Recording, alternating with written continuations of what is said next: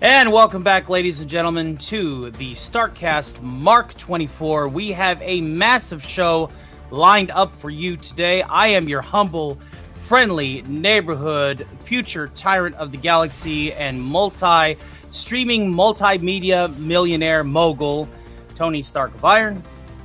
And I am here to welcome you all to a very special holiday episode of the StarkCast. Trust us with your news and your entertainment. I am joined by my motley assembly of also equally talented and eccentric pop culture pundits this evening to discuss the current goings-on of the week in review. Director Arcater, how are you doing tonight, sir? Exhausted, but well, thank you. It's been a busy week, and I'm looking forward to winding down of the holiday season. It's a pleasure to have you here, my friend. We have a lot to get through, more than just a gingerbread house. Let's take it as somebody that might be seen living in said domicile. We have the dignified cartoon gentleman. How are you doing today, sir? How's life treating you? Oh, I'm doing very well. Thank you for the applause. I'm doing very well, and I am hopeful that we'll have another fantastic show. And I have about 25 videos to make for the Christmas week, so I'm very excited. I am excited as well. And coming back after his brief hiatus, and let me tell you something, buddy, people have been asking about you. And I've said, well, I can't really get into it. I want to, keep your privacy sacred. But welcome back, my number one, the only Theta of the grid. How you doing, Theta Ranger? It's been a hot minute. Hey, I'm doing all right. Just trying to get through the holidays, working a lot. I'm working for this lady trying to publish her book, and she's kind of out there, and it's hard to work with her, but I'm anxious to get done with her project and start working on my other friend's project and start getting these videos out and start streaming again. So thank you for having me. Thank you for being here, my friend. It is a pleasure to see you. Always a pleasure to see you. And we have the great Scooby Pup 01. My dear, we had a great podcast together not just moments ago. It was one of the most successful episodes of the podcast that I've ever had the honor and pleasure of producing. How are you doing today? Are you still riding the high of that success? I sure hope you are. Feels good, don't it? Yes, I am. I am currently munching on some food, but I am very much so. And if she is still in the audience, hello, Kitty, because she is a very good friend. Cats and dogs can work together and get along. Thanks to her, she has proven many times. I'm doing good. Data, I hope, is willing to join me when I do my little Christmas stream. Of course, yeah. Awesome. Yeah. Let's go ahead and welcome our motley assembly of post-apocalyptic survivors to the chat, because without you, I would most likely still be a wanted nobody. What do we got coming down the pipeline? We got our good friend, dignified cartoon gentleman, pulling double duty. Speaking of Kidda, there she is. And thank you for being such a lovely guest on the podcast. You are fantastic. Helta Bendover. We got Satan Hugo, a pleasure. And Kid is here with both of her accounts. Wink, wink, nudge, nudge. We got, of course, the great director also standing by in the chat. Thank you for pulling double duty as well tonight, my friend. We have Theta of the Grid also pulling double duty. We have Sig Volleson.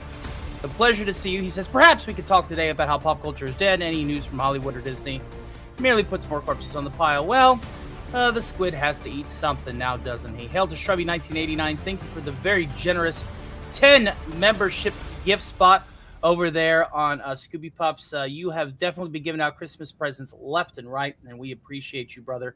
Thank you for swinging by. We got Castle Grayskull bringing in some La Francois. Bonsoir too. Buena sera tutte. Good evening, everyone. A pleasure to see you. Hail to Daniel Berry Sports Highlights. We got Gap After Dark. We got the great Jedi Master, whom we'll probably be seeing the boss from more on the Alpha After Hours and Ginger Files crossover that's going to be on the 21st. But for those of you that can't wait, we are going to be also rating Snowdub and his holiday festivities over there for the Cotton Council later on tonight. We have, I think that is everyone. We got Fox Hills. It's a pleasure to see you. And yeah, so it's good to see everybody here again. And welcome back to Love It After Hour. Love It After Ever. Freudian slip. It's a pleasure to see you, my dear. Hopefully life is treating everybody well this evening. All right. Tonight, the boss is in a cranky mood. Well, let's not worry about that too much. We'll probably give him something else to gripe about, or at the very least, lighten his mood as we watch Hollywood continue to burn. Here's our first article for today.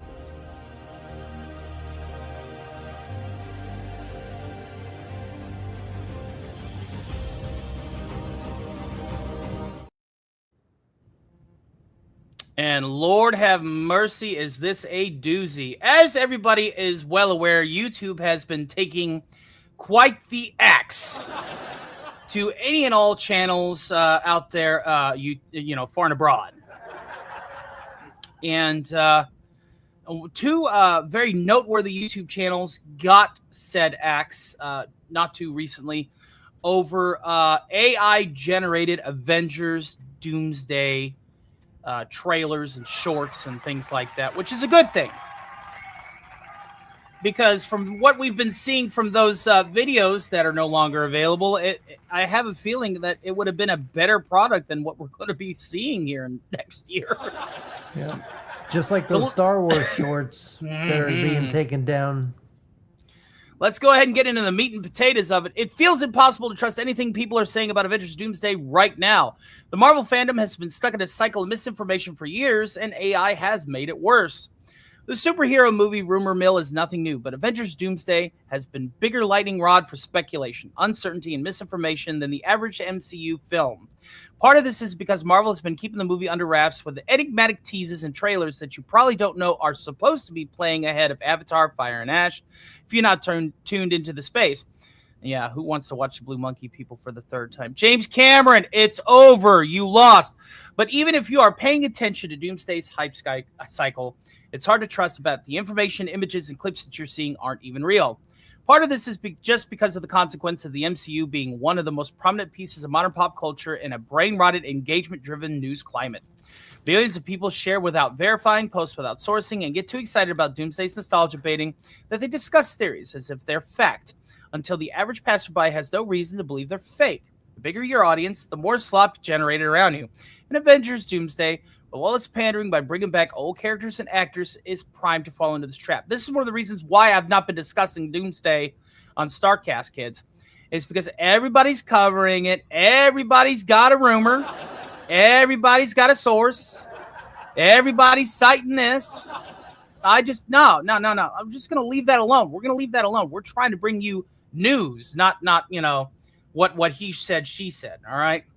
So what does this look like? Some of the simplest examples involve people making what appear to be AI images purporting to be from Avengers Doomsday trailers playing before Avatar, including the ones that don't seem to have been released yet, like the one focusing on Chris Hemsworth's Thor. So if you see here, I can't make that much bigger, but we'll try. That's what she said.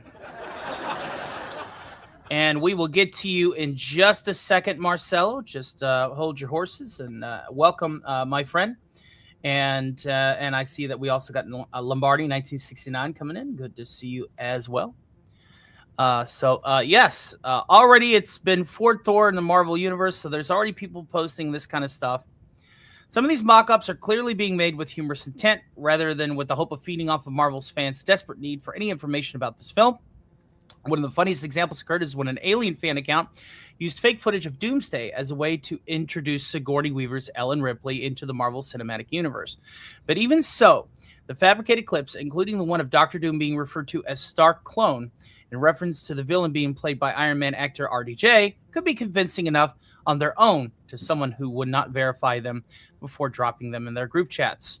And of course, there's Alien Theory with their Foul Paw trailer. The theory that Doctor Doom might have some kind of multiverse variant of Tony Stark has been circulating ever since Downey Jr. was cast as a villain last year. So it's not surprising that mock-ups might lean into this, but it's a symptom of a larger disease that has been infecting online conversations about the MCU for nearly 2 decades. If you search for most of these movies or characters on most social media platforms, you'll find deepfakes, Photoshops, concept art from dubious sources, and theories presenting as if they are confirmed. Some fan accounts on X will say something false or unverified about the upcoming film. Put, quote, source, some random profile with no credibility or even ties to insider information, end quote, at the end of it, and people will share it without checking it because post structure has become so ubiquitous on the online rumor mill. While the superfan who lives and breathes anything Marvel Studios president Kevin Feige puts in front of them lives in this filth year-round, the casual viewer, this self-sustaining slop is usually inconsequential. And so they don't have to look at the constant spread of misinformation. However, when someone like Doomsday's theater-exclusive teasers are putting the film into actual news cycle, the average person is caught in the crossfire. It's because these trailers who aren't being released online through official channels, anyone who wants to see them without paying for tickets for Avatar has to rely on the system of leaks and rumors that have been broken for years. The spread of fake AI-generated trailers has become a nuisance that even YouTube has started stepping in by shutting down prominent channels that made AI-generated movie promos. It's funny how big tech starts taking a hard stance on generative AI when it threatens a big company's bottom line. That's right. And of course, we're not going to be reading any comments here on this particular issue. Before we get started, I want to go ahead and welcome our good friend, the son of Mars here. Welcome to the show. I see you're a little bit late, but we're happy to have you here. Yeah, thank you. How Glad you to doing be on. Glad to be on. You know, Welcome, Marcelo. Thank you. We got a lot Welcome. to say today. We got a We lot do have a lot of fat to chew. And of course, I want to give a special shout out to my friends out there. We got Andy Marl coming in. We got Sands coming in. We read all of our super chats and member donations in between each article because my good friend Digny here likes to clip these and make them into standalone videos. And it's just easier for all. So, all right. Now that we've gotten that out of the way, let's go ahead and pass this talking stick on this first issue. Arcater, what are your thoughts on this? Is this a good thing that big tech, which uses, the most AI by default, is finally, what have we got? Look at me. Look at me. Oh, I am the doctor now. Oh, no. Lord Doom of Latveria, we are not worthy of your presence. How can we be of assistance to help clear up this rumor? Please. I do not like this talking about Stark being Doom. I am Doom now. Look at me. That's right. I think he's Doom from Russia. A cheap counterfeit in any case, much like these fake trailers, which is going to be a problem for ever henceforth. Part of the very, very interesting times we live in. Right now, you really can't trust any video is from the official sources. Also, you'll never really know if aliens do visit because if he, again, pop down, abduct you, take you out for dinner, give you a HD video of their thorough explorations of your internals, you can post it online and no one's going to believe you. In fact, you can put completely real mundane things online and someone will now be smugly sneering in the comments going, "Why are you giving us this AI slop?" You see that, Theta? This is how we know that it's not Doom from Russia, because we know that if it was Russia, get Doom, Doom get you. Yeah, It's that's very, true. It's very, very In true. Soviet Russia, Doom. Even get Mother you. Latveria. Isn't Doom from Latvia or something? No, Latveria. Latveria, Latveria? yes. Mm-hmm. Yes, Is there? Yes. I have a hard time grace feeling us bad with for the your presence. studios.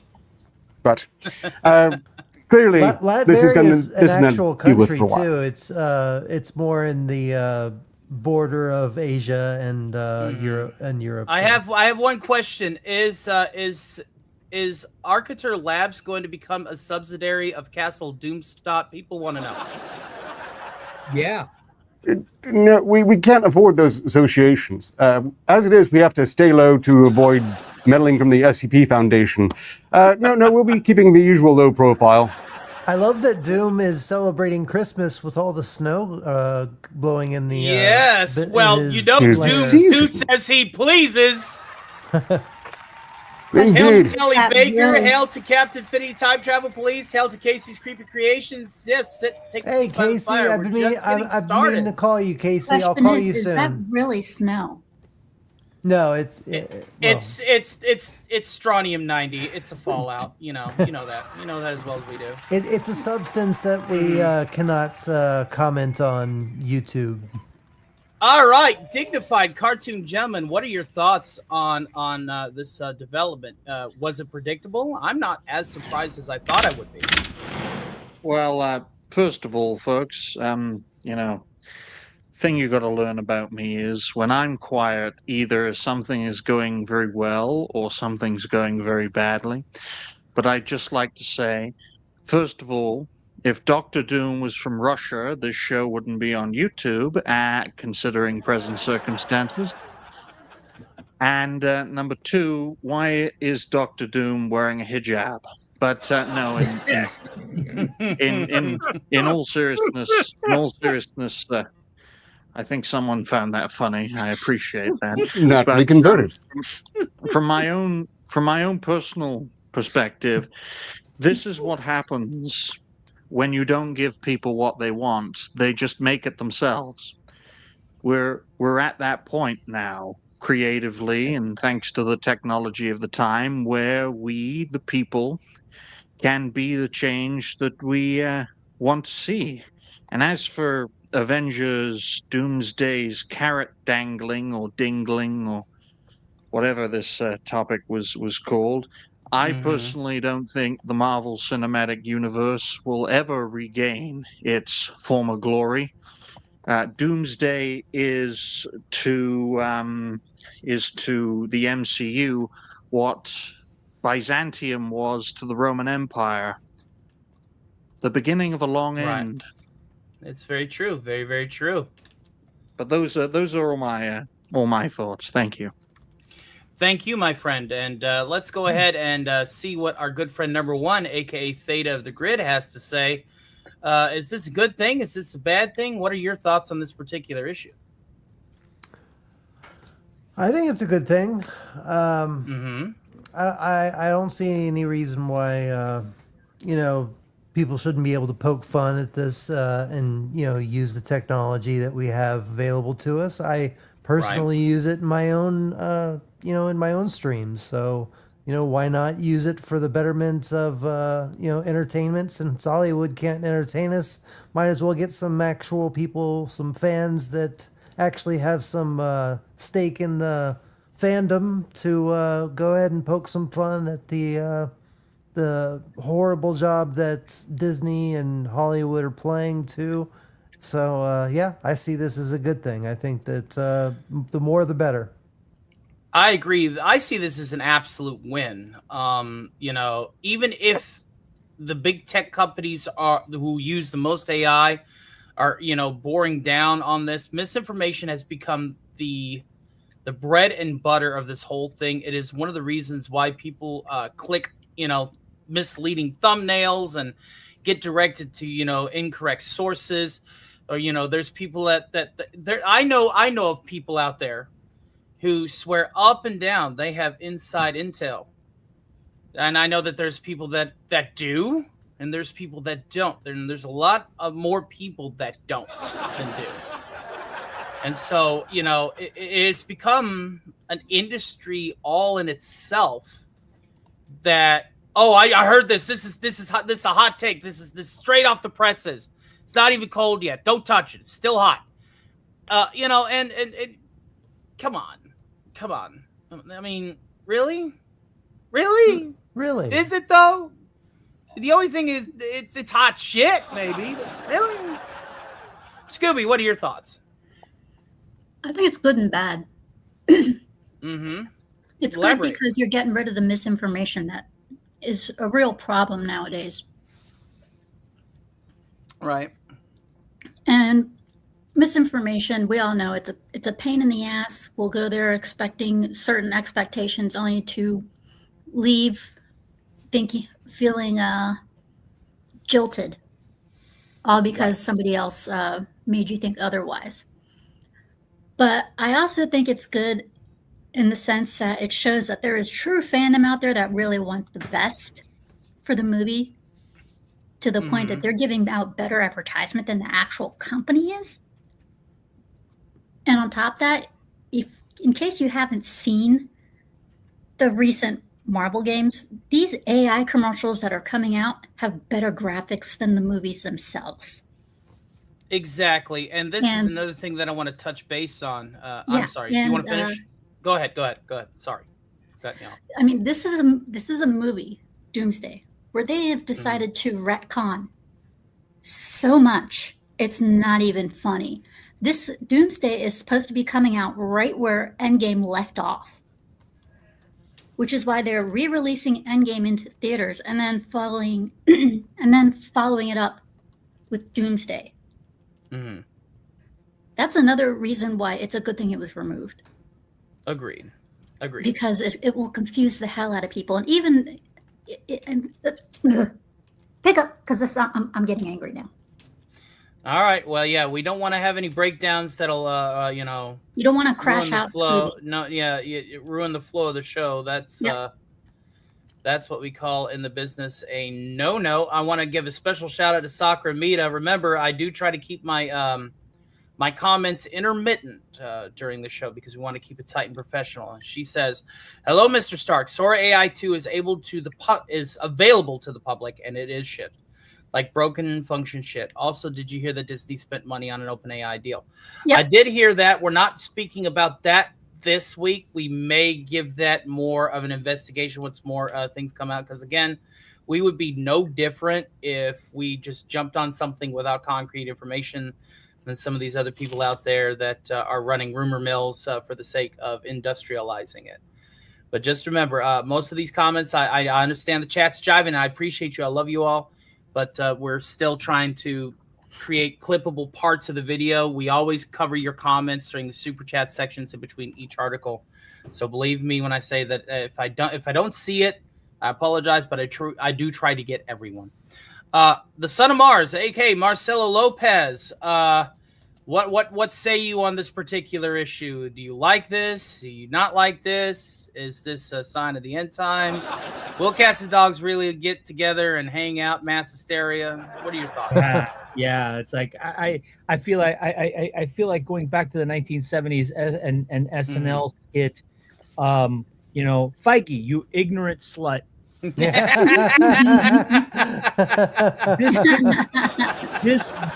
This couldn't be more of a whoring out than if you had paid 2 bits at a Mae West peep show. He's a money slut. Yeah, exactly. If you knew you were going to do this, why did you subject us to literally 8 years of this pain and suffering? 7 years of this pain and suffering, and then ask for the kind of forgiveness that you're throwing at us now. Okay, because I'm going out to holidays 2026 because this is not supposed to come out until the holiday time next year. Okay, because they had to push it back 6 months. I wonder why. But the thing that I'm getting at here is, look, you knew that you screwed the pooch royally the minute that you started pushing out WandaVision. The signs were there. The signs were there. Okay? Right. The signs were there, and you just kept doubling down and doubling down and doubling down until there was nothing left to double down on. Okay? And now you think we'll take you back after you done us wrong. Right. Like an old 1950s country song. Well, sorry, Feige.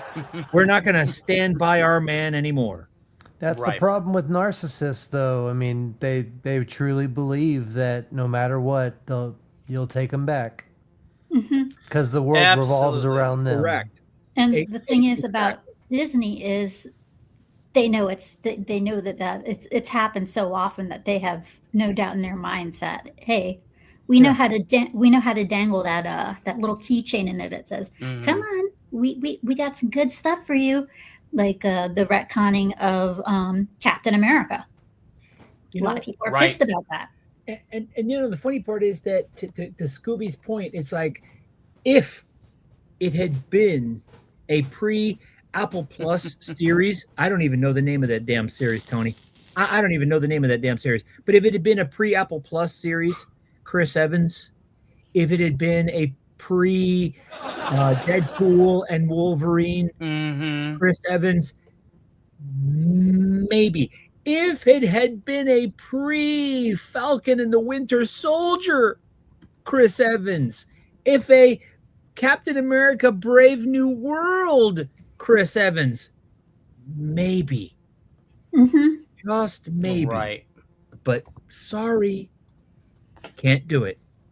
I mean, if they were going to replace him, why replace him with Chris? Why replace him with Mackie when they could have done it with God,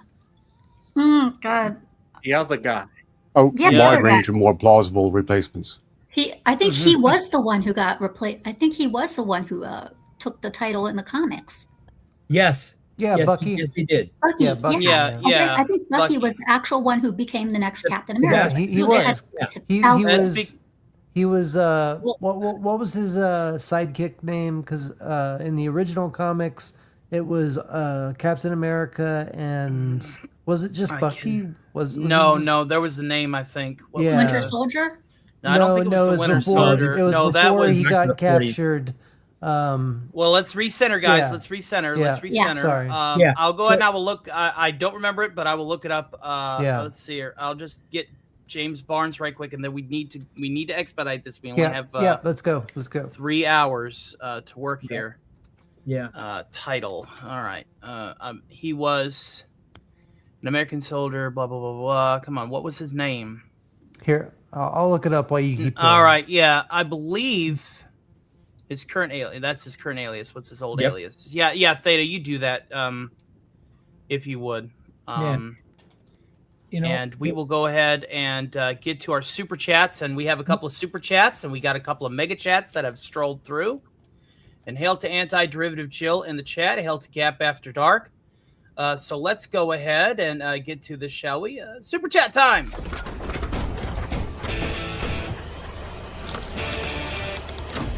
Mr. Stark, it's time for some super chats. All right, let's read the super chats that came in first and foremost, and give them Marshmallow Lucky Charm hearts. Our And good it wa- friend and Jedi. It was just Bucky. It was just Bucky. Yeah. Our good friend Jedi Master 2022 with a very generous $5 super chat. Hail and thank you, sir. He says, "Merry Christmas, Tony, to you and yours, and many blessings into the new year." Absolutely, my friend. I can't wait to hang out with the boss later on tonight. Sans Sexy Bonus 9851, aka one of the many people that I've been bringing in from the VR chat fold. Hail to you, sir. Thank you for the generous 5 spot. He says, "Sans is here. It is a pleasure to have you here, my friend, and thank you for supporting our humble corner of the internet." And as always, the $100 goal stands. If we get $100 in one episode of StarkCast, then the following StarkCast will star you. Everybody that invested that night will be part of the panel. I will give my professionals a rest.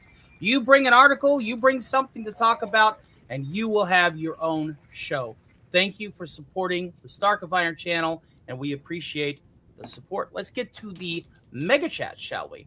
Our good friend Sigvaldus, an archpriest of the Church of the Squid, interred in the castle, in the hole, in the bottom of the sea, says, and I quote, "Merry Christmas, Tony. Liberty Prime reminds everyone that," and we need to go ahead and get our robot open for this, that A, communism is what? A lie. Where did I put that bloody thing? I know that this one is also on Democracy there. is non-negotiable. And Communism is a lie. thank you for the very generous 5 spot. It means the word. God bless you, Sigvaldison. And then the great Casey Azowski with a very generous $10 donation. He says, "Here you go. Thank you, my friend, and God bless you." And of course, the Son of Mars also bringing in a little bit of that holiday cheer. He says, and I quote, "Happy holidays to all. May your holidays remain unicorn and Cthulhu free." Well, thank you, my friend. God bless you. I don't know if you guys know this or not, but there's going to be a surprise video posted tomorrow. Speaking of Eldritch Horrors Sleeping Unknown, let's just say that I'm not going to go down there and hang out with Timmy. But Al was telling me the other day. He said something along the lines of this: Mr. Stark, are you ever going to take care of that child that was forced adopted upon you? And then I said, well, no, not really, because it's going to drive me insane. You're a deadbeat dad. No, I'm not. Yes, you are. And so he decided to go downstairs and tend to the squid kids. So one moment, folks. Yeah. Just a little side note for Alistor. The law firm of Dewey Cheatham and Howe has law offices in hell. Mm-hmm. We will represent our client to the fullest extent of the law. Right. Okay, so with that out of the way, let's go ahead and say thank you guys again to our Super Chats. We are now up to 27 of the $100 goal for you guys to become the stars of your own episode. And thank you again for supporting my humble little corner of the internet. Now, since freedom isn't free and it costs $1.05, we need to go ahead and do some free speech stuff. Let's look at some of these other chats here. Let's see here.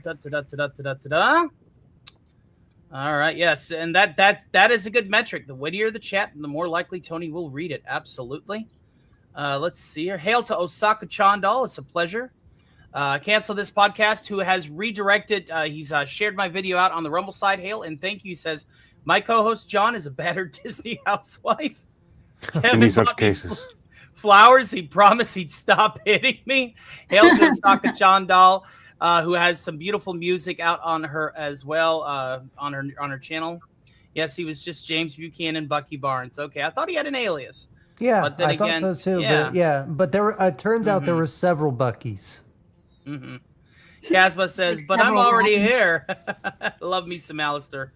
And yes, so thank you guys. Keep the chats coming and hi to our good friend Swollen Salad. Sad my chats aren't. Well, yes, they are. Sheesh. And yes, new Christmas song from Osaka Chandal. So yes, give it the old gander. Let's go ahead and get back to work here. Hollywood's still on fire. Here's our next article.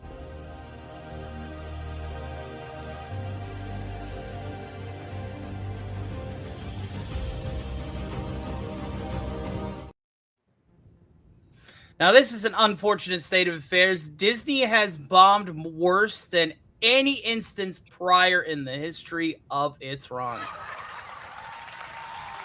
So for those of you that don't know, 20th Century Fox is a subsidiary of the Disney Corporation, is not one of the many Infinity Stones that they have purchased over the last decade and some change. And Ella McKay was a political dramedy on paper, but on Rotten Tomatoes, I think it's sitting at like 23%. Critic score and audience score alike. And as you know, Rotten Tomatoes is not the most citable or trustworthy source. No. But whenever they are in unison, obviously something is wrong. But apparently, according to the person who wrote this article, and therefore by proxy to our enjoyment, they found a bright spot. Let's point and laugh. Ella McKay bombed at the box office, but there's one thing about it that still resonated with me. I found a bright spot. Spoilers for Ella McKay, which is now playing in theaters, lie ahead. For the first time in 15 years, there's a new film for writer-director James L. Brooks playing in theaters. The veteran filmmaker who helmed movies like Terms of Endearment and As Good as It Gets, which, yes, it is one of the best films in the 90s, just marked the release of Ella McKay. So far, it would seem the movie isn't striking much of a chord with audiences, as its poor showing at the box office thus far, and reviews haven't been favorable either. Amid the poor reception, though, one aspect of the film I really connected with, and here we go. Here we go. Here's the copium. A relationship between two Ella McKay characters really speaks to my personal life. Oh, do we got a bingo? All right, we got a free spot, and we got, I relate to this. Got it. Established within Brooks' latest dramedy that Ella has some very distinct personal relationships, one of which is she has with her younger brother, Casey Spike Fearon. Early on, viewers learned that Ella has been protective of her siblings since she was a child, especially amid their parents' rocky marriage. The bond only grows after their mother dies and they were still minors. In the present day, though, Casey becomes more withdrawn due to devastating breakup and his sister's helicopter sibling tendencies. This particular familial relationship resonates with me on a deep level because I have a younger sister myself. Listen. There is a gap, Miss Journalist or Mr. Journalist or whoever you are. I don't want to assume your gender. Okay. There is a gap between personability and a professional assessment of a film or situation. Okay. That is what splits the hobbyist from the professional. Okay. What you're doing right now is not being professional because you're taking a personal take from a film to try to cope for the fact that it failed. So let's get back to the article. For clarity, our relationship greatly differs from Ella and Casey's in that I don't smother my sister. Then how is it relatable again? Which she would agree with.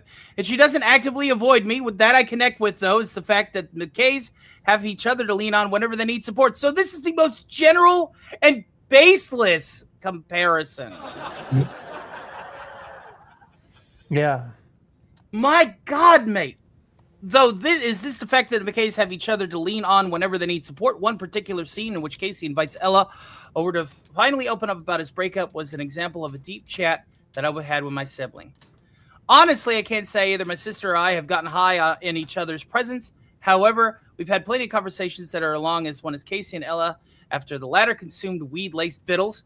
All in all, while I may not have been high, no pun intended, on some other aspects of the film, it does provide a sweet example, if not quirky, example of sibling dynamics. To put it mildly, Ella McKay isn't making much of a dent neither financially nor culturally during its opening weekend, which also saw Five Nights at Freddy's 2 take a dive. Yeah, I was hoping that FNAF would keep that trend going, but it's not looking too good. If you want a good FNAF film, here is what I recommend. Go and get Willy's Wonderland. It's not really FNAF, but seeing Nicolas Cage beat the shit out of possessed electronics. Oh, yeah, that was an amazing movie. Yes. But there's also... And unofficially, there's also a sequel to Drive Angry. Mm-hmm. And he didn't have a single line in that movie. Yeah, exactly. No, he didn't need say it. one word. But there is an ARG that's similar to FNAF that's really, really dark. It's like an adult version of FNAF. I forget what it's called, but it's creepy. It really is. Mm-hmm. Yeah. I wish that FNAF would have gone in more of that direction, but they have to sell merchandise to kids and stuff, so I understand. Well, they got one more movie to make, so... Yeah.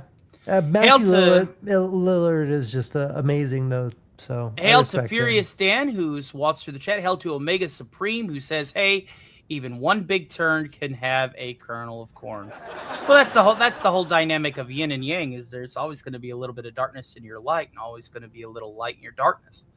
That is the whole point of this aspect. What I'm pointing out and therefore subsequently making fun of is the fact that this person's taken a personable relation and then not even verifying that it is even remotely similar to the dynamic with their sibling and trying to find a good reason to give this movie at least some props despite its massive failure.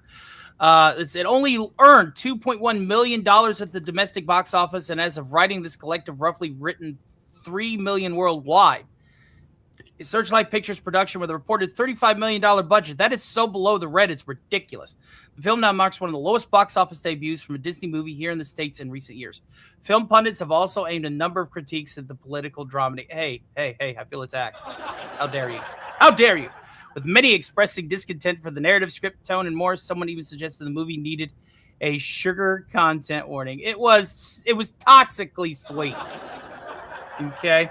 So before we get into passing around the talking stick, I do have a few other facts that I want to bring up about this turd sandwich. So let's go ahead and close that window. And we are going to share here just some of the stuff here that I've brought in to light here. This is just from the Google assessment. And they even suggested Clownfish TV.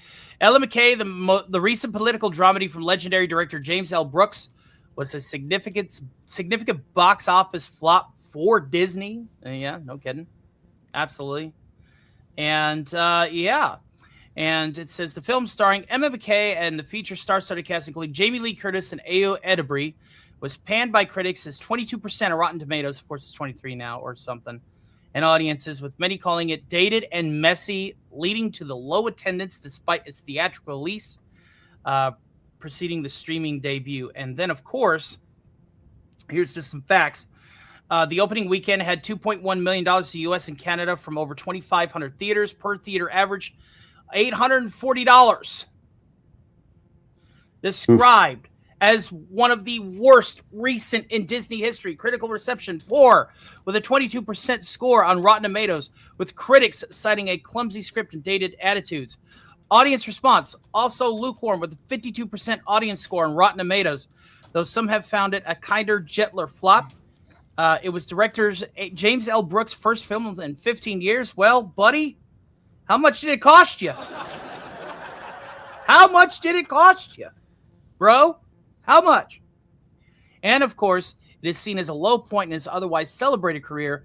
The budget had a reported $35 million, making it a low box office, a significant loss of theatrical run, although Disney likely anticipated streaming revenues. So why are you making films intended for streaming, if you don't mind my inquiry, and then putting them in theaters to cost you money, especially in post-production? But I digress.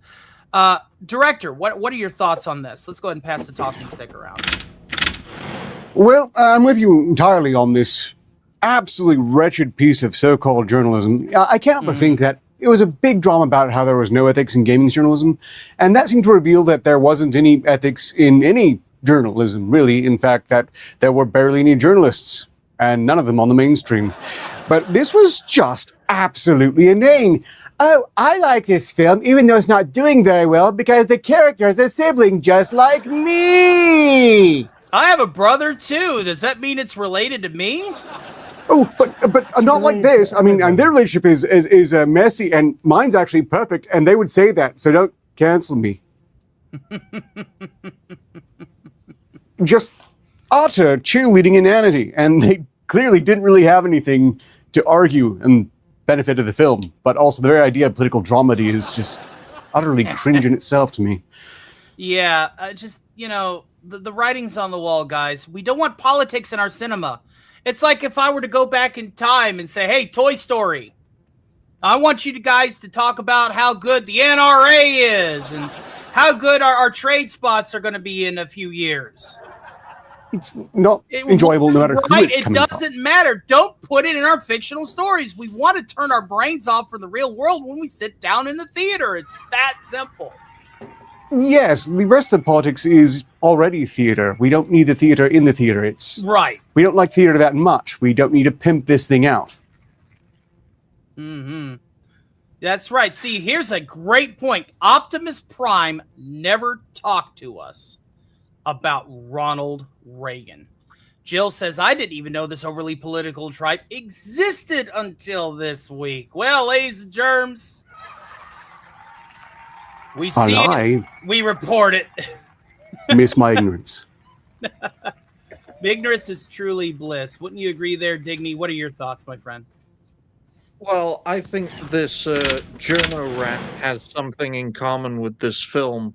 They're both failures. Mm-hmm.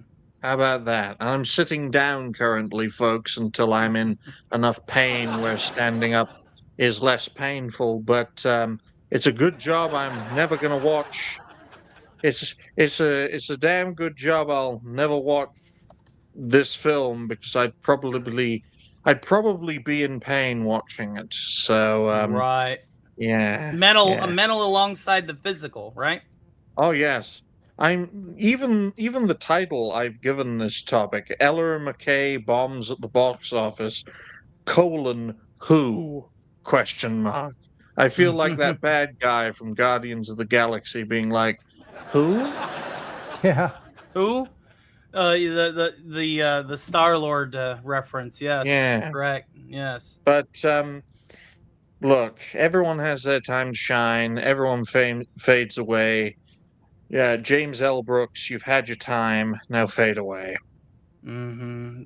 And it's sad too because the guy did some good stuff, and here we are seeing him attempt to get one more movie out. It's like, how many more movies would a man at his age really realistically produce? Not Not many. a lot. Not a lot. It kind of reminds me of when James Cameron had a hand in Terminator Dark Fate, and then I thought to myself, you shouldn't be involved in any other project again. Right. Agreed. But no, he's like, let's have Avatar water version and then Avatar fire version. I can't wait for a wind version. I can't wait for a wind and earth version. Then we can have earth, wind, and fire, an Avatar parody. Brooks Avatar is Sword and like Shield. That's right. Stop hitting And me then in the diaphragm, Digny. And then we could, and then we could get like crossovers with other avatars who already been Earth, Air, Fire, and Water. We'll get to see Aang hang out with the blue cat monkey people. Yeah. All the avatars, all the time. But those are my thoughts, and I thank everyone for listening to them. Theta, number one, what are your thoughts, my friend? Well, all I have to say is leave it to Disney to find a way to dig a hole even deeper than they've already dug themselves. It makes me wonder how much of this is actually the producer's fault, or if it's just Disney trying to find a way to outdo themselves in screwing themselves over. Mm-hmm. I mean, it's no coincidence that this is a Disney production, and that's really all I have for this. I mean, it's a Disney production, and it's only a matter of time before they find another way to dig themselves even deeper. They just never learn from their mistakes, and I don't know if they ever will. I think it's going to take a whole new crew to fix Disney, if there ever is going to be a fixing. So, spoiler alert. There is one thing that I can give Disney a win for, and it's later on in this broadcast. I know, I'm insane, right? But there was a collaborative You're doing the project. stream for me. I'm gonna have to quit. Disney and Hulu did something that was really, really cool, and it had nothing to do with making shitty movies. Yeah. Scooby, what are your thoughts on this, hon? I was wondering if you could possibly bring the article back up, please. Sure. Is there anything in particular about the article that you're wanting me to highlight? Yes, there is a picture that had a certain caption under it. Okay. Oh, wait, this is the new article. Oh, Lord. I've already got the new article up. Scooby, why you gotta be difficult? I can bring it up. Was it the one with Mickey in the mousetrap? No. Oh. It was the one. It was the one that had the actual story on it. There it is. Okay. Thank you, director, for the save. Can you enlarge it a little bit? That's as big as I can get it, buddy. It's all up to him at this point. Let's see. There we go. Thank you, sweetie. Okay. With the alien? There. Yes. I could not help but notice that was the first thing my eyes flew to. When you started reading this, especially says, I did not see Ella McKay having a cool Alien Romulus connection coming, but I love this sweet story. Whoever Yes, made I'm that, pressing X to kudos. doubt so hard. Whoever made that, kudos. I mean, kudos. It's like that alien wants to, it's like that alien is screaming, "Get that bitch off the screen" or something. I have never. The movie would probably heard be of greatly this. improved with the inclusion of violent aliens. I have never heard of this movie before, and when you mentioned it, I thought it was talking about a particular person. I did too. And then I see, and then I see that the actress's name was Emma McKay or something like that. And it's like later on, it makes you wonder, does this woman turn into the alien or what? I just saw that, and so many thoughts went through my head. I don't know much about this film, but I don't want to know much about this film, but I can only presume it references the fact that she's parasitic. It could be that, or it could be there's something more to it or whatever. But as soon as you pulled up that article, that is the first thing that came to my mind. That is the first thing that I saw. And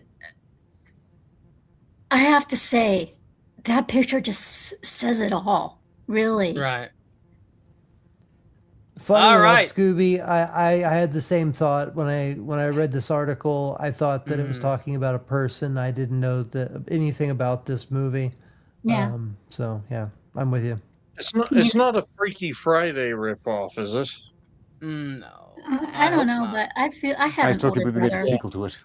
You know, there is a silver lining to this. You know that, right? And we've completely overlooked it. This has laid, hopefully, if there is a supreme being, laid the last nail firmly into the coffin of Jamie Lee Curtis's career. Yeah, you know that last night, I don't remember who I was talking to, but I totally forgot Jamie Lee Curtis's name simply because she hasn't done anything good in like the last 10 years. Yeah. So so hopefully this sets down without any shadow of a doubt that this woman is not bankable anymore. She hasn't been for a while. Yeah. Yeah. You and I know this, Theta. The problem is no one else got the message. Hopefully they got that. Yeah. They're still back in the 1950s waiting for the telegram. Hopefully it will have arrived this time. Yeah. Right. You know? Well, she's like a peach, folks. And once she's all dried up, she's practically useless. That's Jamie Lee Curtis. Yeah. Then you're saying this as though this is somehow in the future. You know, I think we've already established that this has been the case for quite some time. Right. Okay. It seems like all she's really been involved with regards to the media has been activism for the last decade. Okay. They're ever since True Lies. Yeah. True Lies. Yeah, she's done nothing but Halloween remakes and stuff like that. Yeah. Scream Queens. Yeah. And Laurie Strode still is one of my favorite Scream Queen characters. One of my favorite final girls. I love Laurie Strode because you don't ever get to see, like all the other final girls, you don't get to see tits. You know, it's left to the imagination. I kind of like that. That's like a little bit of class. You know what I'm saying? Like, see, here's the thing. Yeah, I have an older brother. I have an older brother. My parents are divorced. Not dead, but they're divorced. I'm sorry. I see nothing. I hear nothing about this movie that would even make me say, "Oh, I identify with this movie." Right. No, we have my brother and I have sibling. I have a pet cat, and you know, every movie that has somebody who has pet cats, I immediately am relating to that movie. Okay, makes you feel seen, doesn't it? Look, no one has pet rats in these things. I own a car. Look at that. We're twins now. We're twinsies. He's breathing oxygen. Right. I breathe oxygen. Oh man! Yeah. Wowie, kazowie! Feels so seen. Yeah. Look, he can spell oxygen. I can spell oxygen. We have so much in common. Oh Lord! The difference, by the way, Scooby, is that you're not paid to do this. That person was, and clearly wasn't to do anything other than deliver the message their bosses told them to. Yeah, and you see, I would understand if they were going for the standard DEI message. Like I get this. I understand this person because I too am. And whatever it is you want to check on the DEI box, but anyways, well, let's recenter. Let's refocus. But yeah, this is this movie. I really don't get what this person is talking about. I think they are genuinely mumbling as they are writing and don't know what to do themselves. They're just putting shit together and throwing it on the wall, seeing what sticks. So far, nothing stuck. Right. Told to say something nice about this, and this was the best they could come up with. Yeah, this just seems like it was somebody's college film project that for whatever reason their professor shared it with some producer that owed them a favor, and somehow it just got out of control. Got out of control. Let's get back to focus, but before we do, I have one thing I got to do for a good friend here, Casbah. There you go. And of course, we got our good friend Orphan Zane. Orphan Zane, hail to you, sir, and welcome. Hail to DJ Ronnie G. This chat is bumping. Thank you guys for swinging by. Smash that like. Let your family and friends, even that cat that we're totally, relating and being twinsies over, let them know. Let them know. We are the future. We are 19 subscribers away from 3K. Let's do it. 19 away. I'm pretty sure Tony relates to my guest earlier, that darn Kitty, because he likes cats too. Mm-hmm. And that was I a do great too. show. Be sure to rewind and go and check that out a little bit later tonight. Mm-hmm. If you leave a missed it. comment. That was a great podcast. That was fantastic.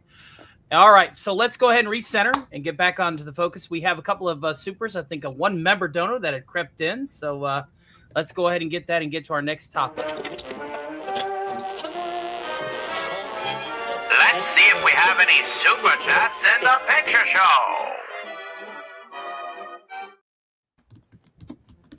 All right, and in the picture show, according to Alistair, we had our good friend Casey's Creepy Creations dropping 10 Stark of Iron memberships tonight. Thank you, sir, and God bless you. Of the people that are coming and or coming in back, we got Matt Merck, Mikey Stern, Seabrew 1138, Rayadin MF2FK, Toxin TV, Carlos Dafish, Tabletop Junkie Games, Zon, Hal L3I, and SR3473. Welcome to the Green Sleeves, especially if this is your first time here.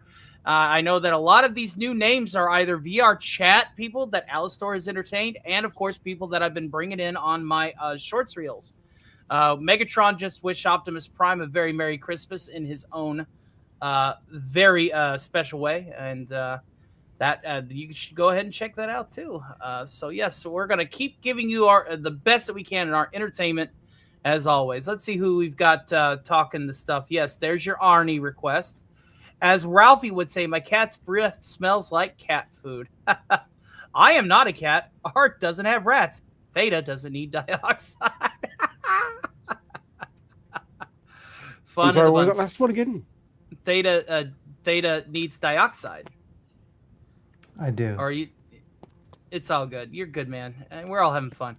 Let's see. We got, of course, I would rather have a prostate exam from Captain Hook and watch that movie. Love that Omega Supreme, man.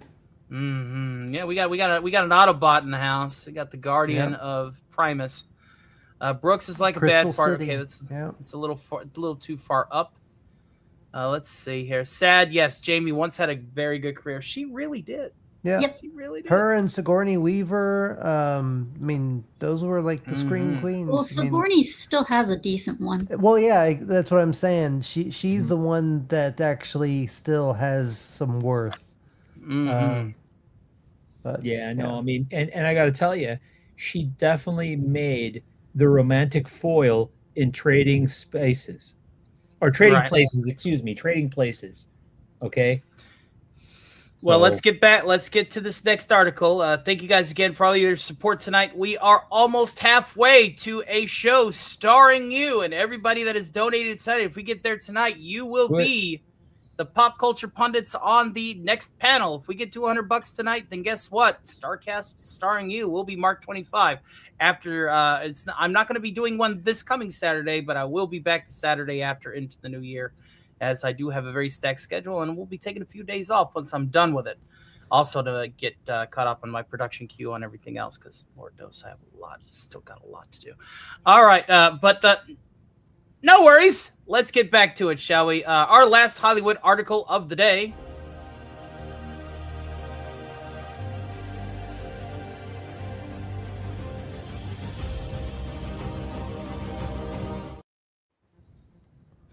And holy guacamole, we have another Game of Thrones prequel series in the works.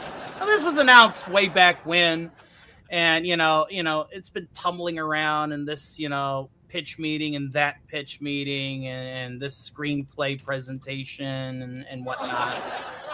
But it looks like the HBO release date for Aegon's Conquest is going to have. I think it don't have a release date just yet, or maybe it does. It's a ballpark thing. But it says the Aegon's Conquest HBO release date is talking big points among the Game of Thrones fans. The upcoming series will explore the legendary Targaryen campaign that unified the Seven Kingdoms under a single ruler, Aegon the First Targaryen, nearly 300 years before the events of Game of Thrones. What is Aegon's Conquest related to? What is Aegon's It's not really relative, is it? Release date estimate. Aegon's Conquest HBO release date estimate is in the late 2027 or 2028. This estimate is based on current production timelines and development updates. As of mid-2025, the show has not been officially greenlit for production. However, script development is ongoing, with Matt Tomlin, the Batman co-writer, leading the writing process. House of the Dragon Season 3 is not expected until 2026, meaning production on Aegon's Conquest is unlikely to begin before that release. HBO is reportedly spacing out its Throne spinoffs. Even so, an early 2027 release appears unlikely. Aegon's Conquest news and updates was confirmed to be in development in early 2024. Mattson Tomlin has stated that he's been working closely with George R.R. Martin, calling the process personal and highlighting the show's thematic focus on the consequences of conquest and empire building. Tomlin has also shared that the narrative is inspired partly by real-world history, such as the Romanian Revolution. Well, folks, if you stay to the end of the show tonight, I actually have something that I want to promote, because when I was on Zach's, you want a historical, medieval, well, technically Renaissance show, then stay tuned and we'll be able to direct you to something that Zach showed me the other night, and my God, it's awesome. It is really, really awesome. You should check it out. The show will depict Aegon the First Targaryen's invasion of Westeros, where he and his sister wives, Visenya and Rhaenys, used dragons to subjugate the continent. Conquest ultimately led to the formation of the Iron Throne and the Targaryen rule over Westeros. The plot is expected to expand, and the vision-driven motivation for conquest revealed in House of the Dragon. The cast could include major roles such as Aegon the First, Visenya, Rhaenys Targaryen. While no casting has been confirmed, fans have speculated that Henry Cavill could portray Aegon. Other characters like Aenys and Maegor, Aegon's sons, will feature prominently once casting progresses. Okay, folks. Is this something we really asked for? I think everybody wants, the book to be finished before anything. But, I mean, I might be a bit biased on this issue. Director, what are your thoughts on this article? Well, I do have to admit, oh, that's not what I meant to hit. These things happen. Womp, womp. Right. I was never a huge fan of the, Game of Thrones thing? I remember mostly just the absurdity of people trying to cancel it after supporting it, as if they were going to expect something other than a bunch of murder and rape in the show that revolves around murder and rape. Being that I'm not very familiar with the lore material, though, I have to say I'm immediately bothered by the phrase sister wives. Yes, that does stick out, doesn't it? It really does. Are they sisters who are his wives, or are they just one big, horrible, happy family? These are the Targaryens we're talking about. It really could go either way. Are we just going to ignore the rat in the room? I think that rat is adorable. I love it. I would be laughing because that thing looks like it'd be tickling a neck. that well, is the such a lab coat does help. What is the rat's name, if I may ask? Oh, Cap. Cap. Beautiful. Aww. Cap. What a sweetheart. Hail to slay every game out there. It's a pleasure to see you. I thought I saw you earlier, but I don't remember if I shouted you out yet or not. It's good to see you. Okay. On regards to George R.R. Martin, it's been observed in the chat by many people as well. He's never going to finish those books. No. He will die of a massive stroke long before that happens. He has no motivation to. Anything he makes next will not be as good, and will just he has no motivation, none. Mm-hmm. Yeah, you took the words out of my mouth, and I'm with you. I don't care about Game of Thrones at all. But. Look, let's just say it. That rat has better taste than anybody deriving something from George R.R. Martin's works. I mean, just look at him, okay? I try not cute. to be too at critical of what other people like. but I have to agree. do this for Shrubby. I have to do this for Shrubby. Wiener, Wiener, wiener, wiener, wiener, wiener, wiener, wiener, wiener, one wiener next to another. Wiener, wiener, wiener, wiener. There you go. But yes, All that's right. about all I have to say about it because I am not that invested in the lore. And yes, poor George. It's only been a mere 14 years since this last book. That's right. Digny, what are your thoughts on this? You are as disinterested as we are. I wanted to bring context because I have a much better medieval historical show to promote at the end of this. That I just needed That's something all right. to bounce off of it. Yeah, that's all right. Remember when I think it was from because what was the runtime of Game of Thrones? Was it from 2011 to 2019? I think it was the Something to the 2010. effect, yeah. Yeah, but for most of the 2010s, Game of Thrones had audiences gripped, even as everything was going off the rails.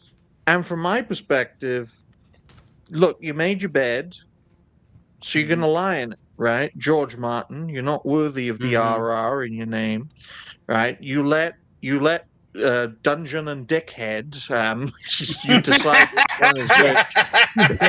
Yeah.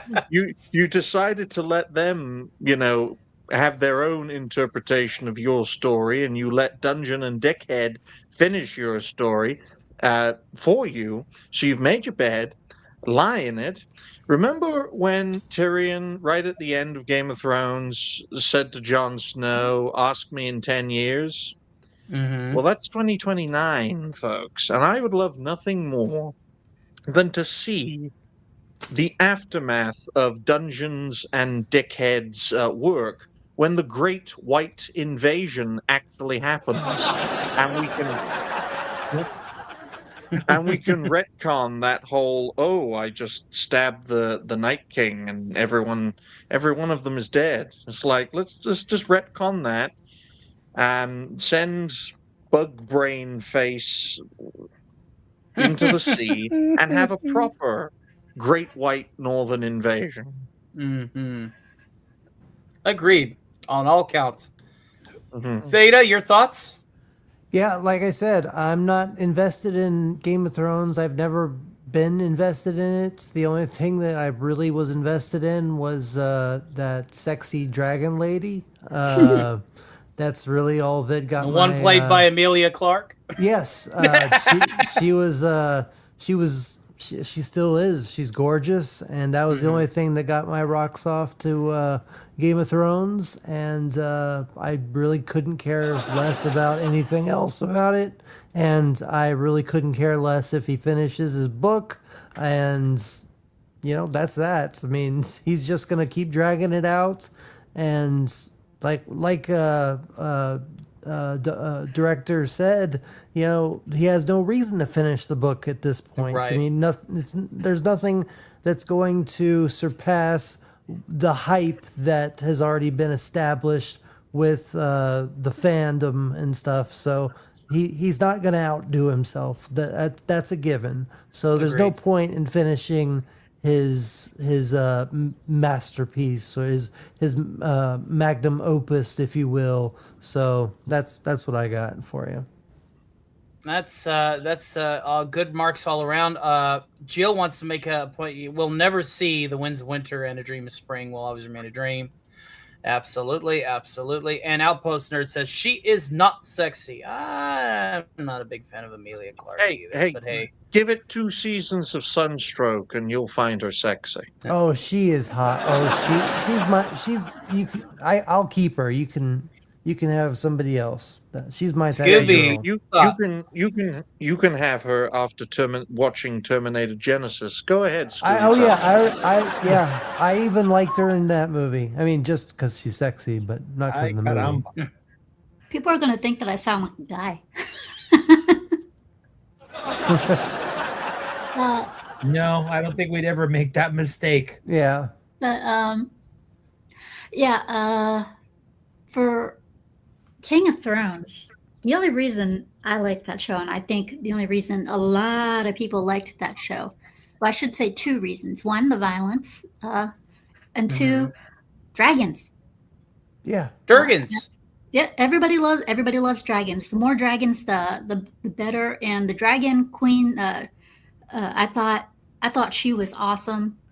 Uh, and but there is one thing I hate Game of Thrones for, or I should say two things that I hate Game of Thrones for, and that is introducing me to Pedro Pascal. But luckily, spoiler alert, his character gets killed off. And Good. Peter Dinklage. And hail to our good friend Randall Hess. It's a pleasure to see you as well, my friend. Welcome to the show.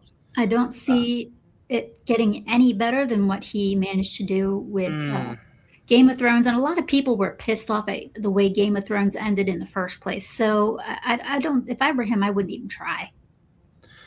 Right on. Mars, son of Mars, Marcelo Lopez, you are up to bat. What are your thoughts? I will be right back. So make it about 2 minutes long.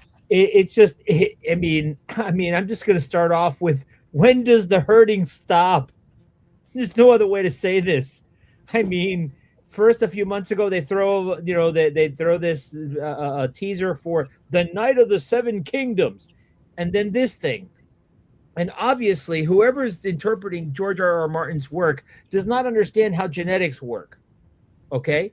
Because supposedly, the House of the Dragon happens 100 and something years, and yet somehow, within a generation, they go from being these large beasts to no bigger than the size of cats, okay? What? And then somehow they come back, okay? And somehow between House of the Dragon and this freaking thing that they're throwing at us, a whole bunch of lore happens in yet another 150 years. Folks, that's not how like legendary mythos works. It needs time to marinate, to stew, for all the flavors to sit well with each other. Unlike George R.R. Martin finishing the Song of Fire and Ice, but I digress. Outpost Nerd says the Dink was good, but what he did to the little person acting community was just wrong. Yes, of course, the Dink were Dink by the name of Pete. Yes, I agree. All right. Well, that's our thoughts on that issue. We did not get any super chats in on that end, but that's one of the reasons why I've been highlighting things as I've been going along. So the Dink was not good in Destiny. The Dink was not good in Destiny as the Ghost, hence why he was called. Well, he wasn't called the Dinklebot for any particular reason other than he played the Ghost in Destiny. Right.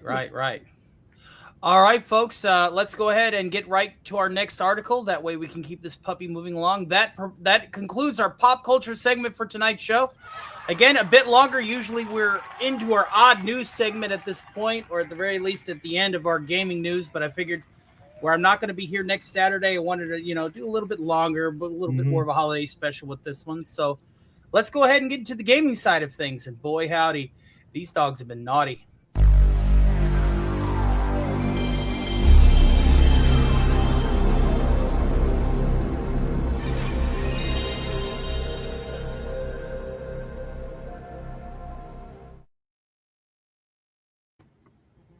Naughty Dog developers are reportedly working mandatory overtime for Intergalactic: The Heretic Prophet. Holiday overtime? Mr. Scrooge, you shouldn't have. Naughty Dog is allegedly requiring most of its developers working on Intergalactic: The Heretic project to work a minimum of 8 extra hours per week in an effort to meet a deadline for an internal demo that will then be reviewed by Sony. And as you know, Sony has become quite the taskmasters as of late. This is according to a Bloomberg report, which claims that the beginning in late October, Intergalactic developers have been required to work at least 8 hours a week, though not more than 60 hours total per week. Oh yeah, because you don't want to pay those extra taxes, do you guys? I don't think so. And to log their time in an internal spreadsheet. Those developers have also been asked to work from the office 5 days per week, where previously the requirement had only been 3 days per week, with up to 2 days from work from home. This has caused some of them to have to scramble to find childcare and pet care arrangements that were not necessarily needed previously.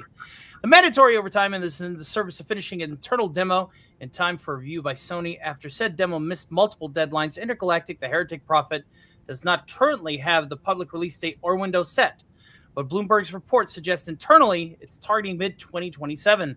The report concludes that the mandated overtime ended this week and that Naughty Dog will return just the 3-day week mandated in office through the end of January, with a more detailed schedule to come. Naughty Dog has been notorious for crunch over the years on a series such as Uncharted and The Last of Us. Let me see how that really worked out for him, huh? With the studio even openly hiring individuals who would be willing to crunch. In 2021, studio co-presidents Evan Wells and Neil Druckmann addressed the issue in an interview with Game Informer, saying that while they wanted to prevent burnout, they don't want to impose a one-size-fits-all restriction on employee passion and creativity. That same year, the studio hired a number of producers, specifically tasked with alleviating workload. However, some of these producers have reportedly since left the company, and some employees have apparently already worked long hours to finish Intergalactic's first trailer, which is debuted at the Game of the Year Awards last year. The Game Awards last year. Druckmann has referred to Intergalactic as the most ambitious, expansive, and expensive game Naughty Dog has ever made. And what can I say and not say? I can tell you that we're in the thick of it, we're making it, we're playing it, we're firing on all cylinders. Oh, Lord of mercy. All right, folks, let's get some insight from you guys. Director, your thoughts? Druckmann burned me, in my opinion, with The Last of Us 2, so I barely care what he has to say, and with quotes like that of inane corporate buzzword jargon, I'm not thinking any better of him now. But I can't help but get a vibe from this article. It feels like, you're making me work hard, I'm going to go tell the media.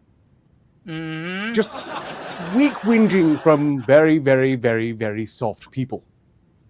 You know what I find depressing is a lot of these people that are in this industry,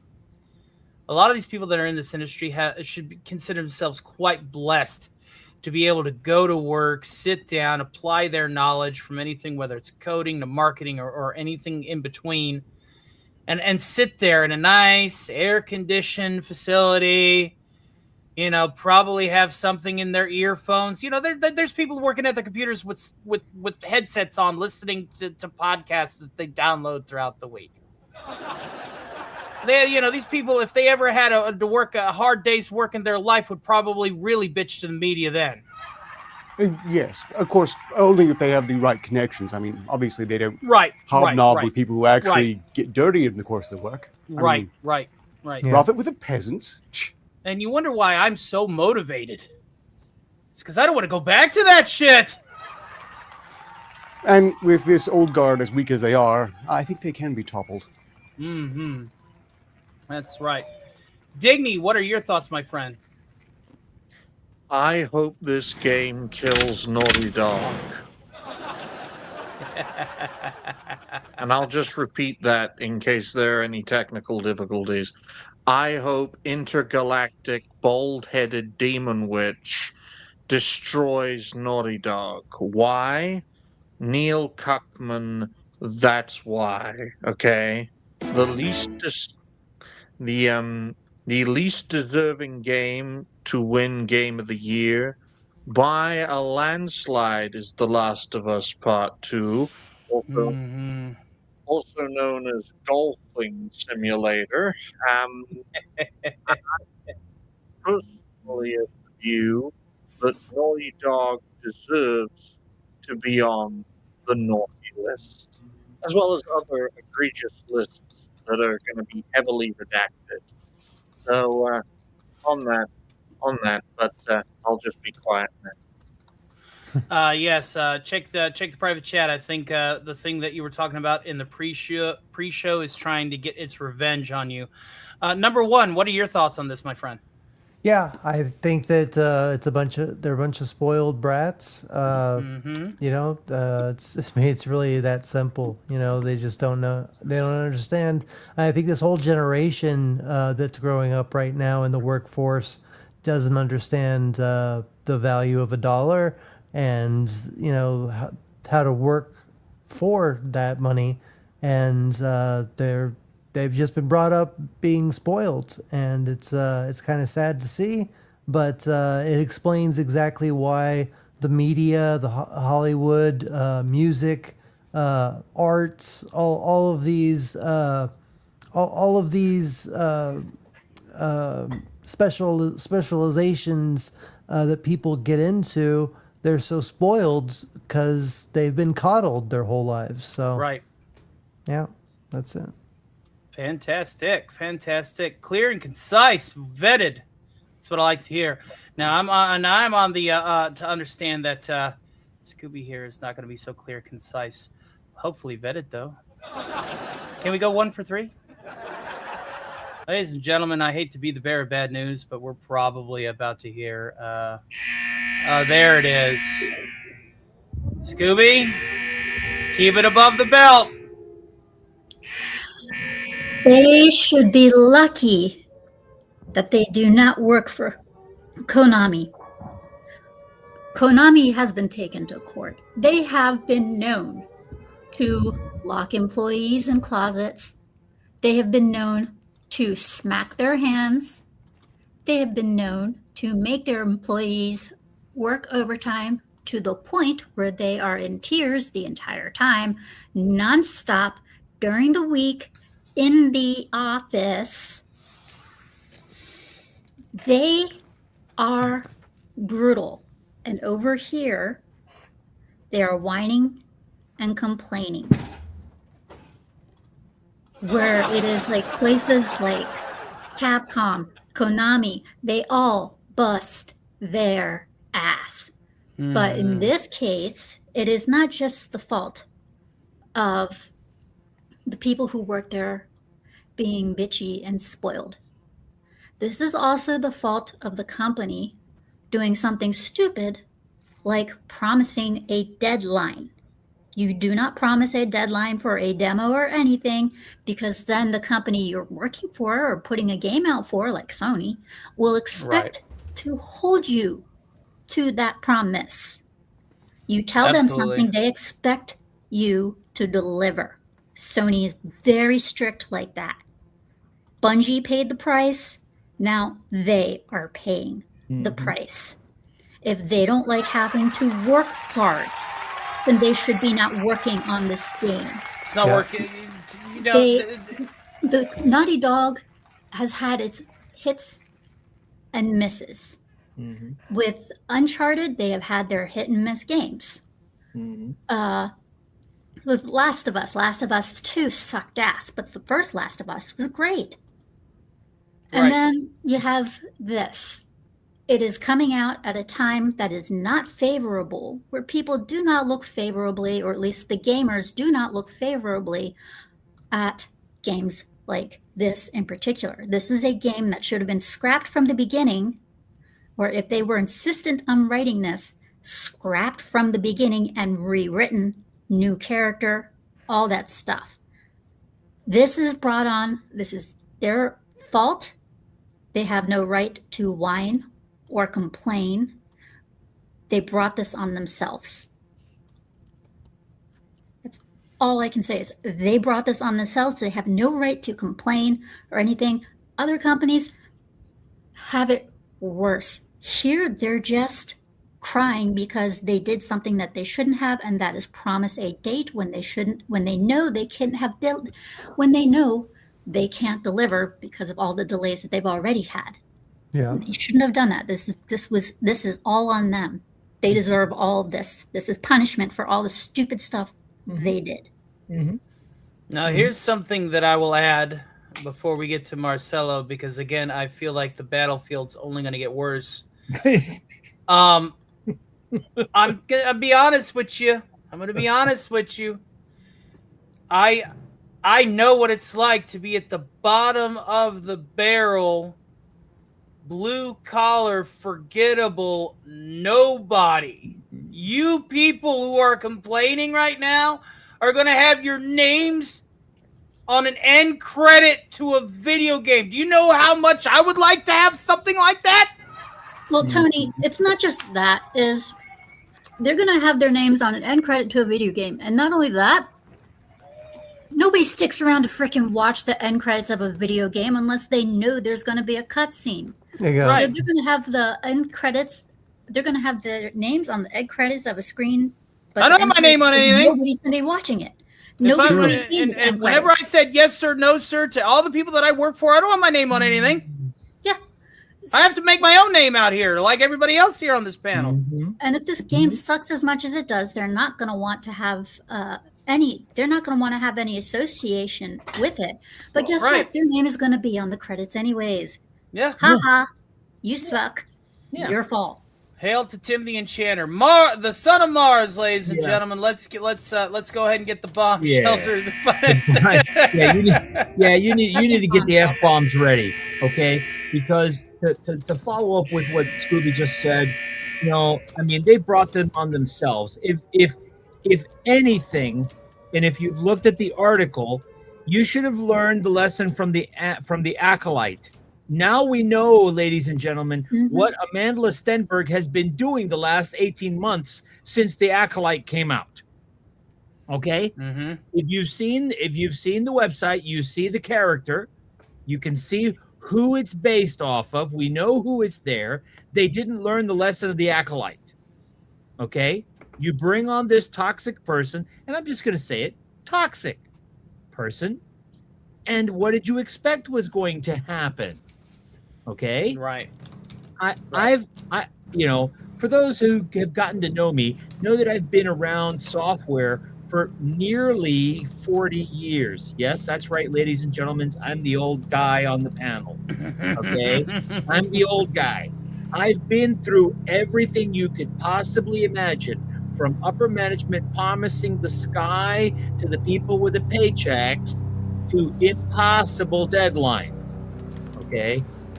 And what they set themselves up for was not possible. Not in this universe, not in any universe in the multiverse. Any project manager with two neurons to rub together would have seen this coming and either abandoned ship like they were heading for an iceberg, okay, or cashed in their options ahead of time and headed for the coast. Right. And this is not what's going on. So, to Scooby's point, their chickens are coming home to roost. Absolutely. There you go, folks. Scooby wants the last word on this, so let's go ahead and get that out of the way, and then we got a couple of super chats that have rolled through. All right, hon. What you had a final thought? Yes, this is not the first company that like this. We have two other companies that are notorious for this kind of crap, and that is BioWare and CD Projekt Red. BioWare has come in many times to jump in to other BioWare locations to save their asses because of crunch time. CD Projekt Red. Oh my God. Cyberpunk was a crunch time game, and look what happened with that one. All right. That was a disaster. When you have companies that are reduced to this, it's bad. It's you can tell this is just a company that is going to, these are companies that are going to run themselves out of business. Absolutely.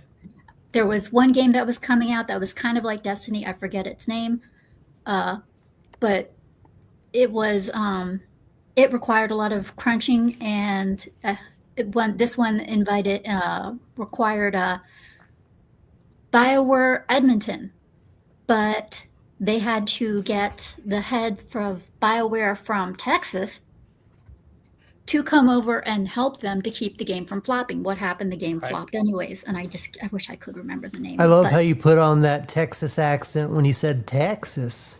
I'll do that. Well, that's because you're coming from a Texan. Settle down. We got Settle ourselves down. another Texan on the panel. Settle down. Ease Yeah, up I there, know Tex. Texas. Ease up there. One of a few. Settle down. But yeah, it was supposed to be like Destiny, but they did a crunch on it, and it turned out to be really, really bad to the point where they constantly had to have DLC and roadmaps and stuff for it, and the game just eventually failed, and they took it offline. Yeah. Anthem. Right. Anthem. Yes, thank Ruby you. is referring to Anthem. It was Anthem. It was Anthem. Thank you. All right, Oh, that folks, was my thoughts on disappointing. this are still going to stand. Even if your name is on a crappy game, it's still your name is on something. You are leaving a mark, even if it's a bad one. And I understand that in the basis of comparison, that might not mean much, but Even if it's a comparison skid mark. I never got my name on anything besides a name tag whenever I worked. Okay? All right? So people need to start, counting their blessings. Casey says, game devs are so spoiled. I would pay a company if I could make games. Right, exactly. That's why the mod community is so important. I love making mods, and I love sharing mod ideas with other people. And I'm not getting paid to do it, but I love doing it. That's one thing that I could say that I can enjoy doing without having to say, hey, I want my money for this, right? But it's really comes down to people being spoiled. That they don't have the opportunity to see what it's like to be the lowest of the low. I feel like everybody should, at least when they're young, like when they're a kid and they're still living with their parents just to help pay some of the bills. I think everybody needs to get out there and dig some ditches, shovel some horse shit, make fucking burgers, deal with shitty customers during the holidays, and work retail, jockey a register, stock shelves. You need to know what it's like to be on the lowest of the low before you complain about how cushy your job really is and how life sucks for you. Okay? Oh, I can't find somebody who wants my kids. I can't find somebody to cat sit. Oh, God. Kidding me? Are you kidding me? I demand at least 5 super chats for that rant just now. Okay? God. I'm just going on the record. We need 5 super chats just for that rant alone. Yeah, Outpost Nerd. I bag groceries. Fox Hills paints houses and works on plumbing. Yeah. I stock shelves. Yeah, I bag groceries. Yeah. The thing is, though, is that it's not really the heads of the game development and everything that are complaining. It is the employees underneath that are complaining. But here's the thing, though. They should be used to this. Right. They should be used to the fact that year after year, those devs, the higher ups, they're getting big fat bonuses. Yeah. But as the little coders and everything like that, they should be used to getting treated like crap. Mm-hmm. And instead of whining, complaining, which is going to piss off the devs even more. It's gotten worse over the past. Yeah, it's going to make them even more. Right, Slay. Scoops. They have gotten worse. They've observably gotten worse. We've seen the results of them getting worse in real time. It's going to piss them off even more. Guess what? You're not going to get any bonuses either way. You're just going to get fired, or your money's going to get cut, and our bonuses are just going to get higher. And it becomes apparent. There's a general theme of entitlement and ingratitude. They're entitled to be there. They were given the jobs in most cases. It wasn't because of what they did or how well they did it, but rather who they knew. And it shows because they have no appreciation. All they do is grouse about what they don't also have. And the mention of mods hurts me because mods have become almost resented by Bethesda and other companies, even though they are the very reason we remember their games and still play them. Yep. Now, yes, guys, you did hear me take the cork off of the bourbon. I am a bit heated, but I owe Richard Spake a shared drink. And I'm going to go ahead and take that now. It's the last bourbon I have in the house. It's a bottle of 1792 that he got me as an early Christmas present. So thank you, sir. Cheers, my friend. And AJ Starhiker with a very generous 2-spot. We'll get to our super chats in just a second. Here I am going off the rails. We need 4 more people. Cheers.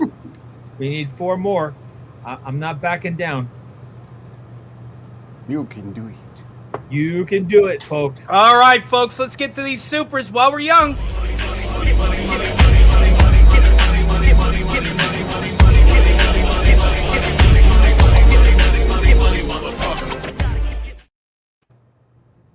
All right, ladies and germs, let's get right on it. We have a $1.49 super sticker of, that's right, the first one of the evening. Unicorn! And then our good friend Randall Hess donates a Stark of Iron membership to this channel. Hail and thank you, sir. As soon as my chat will actually load. Let's see who received that wondrous gift. It looks like it went to Sand Sexy Bonus. Welcome to the channel memberships. I'm going to send you a link to my member Discord because you will be joined by another one of my VR chat members that are in there. I think technically I got 3 or 4 of them in there now. Where you could get the opportunity to, after Stark Saturday matinee, watch a schlocky horror film with us. So looking forward to seeing you in the Discord. Hail to the great AJ Star Hiker with a very generous $2 super chat. She says, everyone should have to work bottom level jobs. It's just good for context. It's good. Everybody needs a foundation. Everybody needs to see everybody really needs to see what it is like at the bottom so that they can appreciate what mid-management. Wow, Casey. Well, I'm trying to realize that the parents were onto something when they said it builds Kara. Yeah, character. Merry Christmas, Casey. That's awesome. Holy Emperor on Terra. Give me 1 second, brother. Hold on. Oh, wow. We're not Oh, worthy. wow. Man. Oh, wow. Oh, wow. Well done. We're not Pulled a worthy. Dark Exile. We're not worthy. Just for that, I'm going to go open a bottle of bourbon. I wish I had more to drink, but I can't do it right now or tonight. I can't ship it to you, Tony, but in Casey's honor, I think I'll make an exception. Let's go ahead and do this. 53.2. All right, folks. We are, as of this notice stop, $12 away, actually less than $11.8 away from a show starring you. And our good friend Blaze 2K bringing in some dad jokes. We'll let Al take this over for a second. So let me just scoot out of the way here, because Al always. And then seems to Blaze do these 2000 little- with the 5 pounds. 5 pounds, 5 pounds super. That's right. Alistar's going to take these though, because he is protege. There, and yes, that hat is totally floating there on an Invisalign. Ladies and gentlemen, why doesn't the Grinch like knock-knock jokes? Because there's always who's there.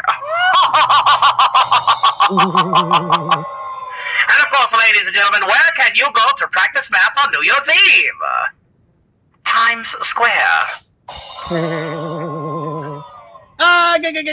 Thank you so much for the dad jokes, my friend. God bless you. And that is a 4 pound super chat. So that is actually going to be 4.21. That's after YouTube's 30%. And of course, the rate of difference between the quid and the dollar. All right. So thank you very, very much, everybody. This has been a wonderful show so far. And we still got a lot to talk about. So I think we should go ahead and get back to it. Let's cover a couple of bases here. Yes, everybody's having a shot. That's great. Fantastic. And then Outpost Nerd says, this reminds me of when Twitter employees complained when Elon came in and cut a ton of shit out. Let's just go down a list of everybody who's done really bad stuff, okay? All right, Outpost Nerd, guess what? I've done bagging groceries, so have I. Marcelo Lopez says he's cleaned toilets. Shrubby said, I loaded a powder coater line and shoved trolleys on weekends before he wore uniform for country. And then we got, I almost cut my finger off working at the Walmart deli. Oh my God, that, Ow. like, wow, and at least it isn't going to be like the finger in the Wendy's chili, right? Yeah. I felt that in my back teeth. Lord of mercy. Lord of mercy. Thank you so much, Shrubby, for the support. And Shrubby 1989 with a very generous Australian $20 super chat. So after that, that is going to come up to 12 point. And these are all mental figures because, well, I'm in no position to criticize anyone's math. Look, better you, Tony, than the Australian government.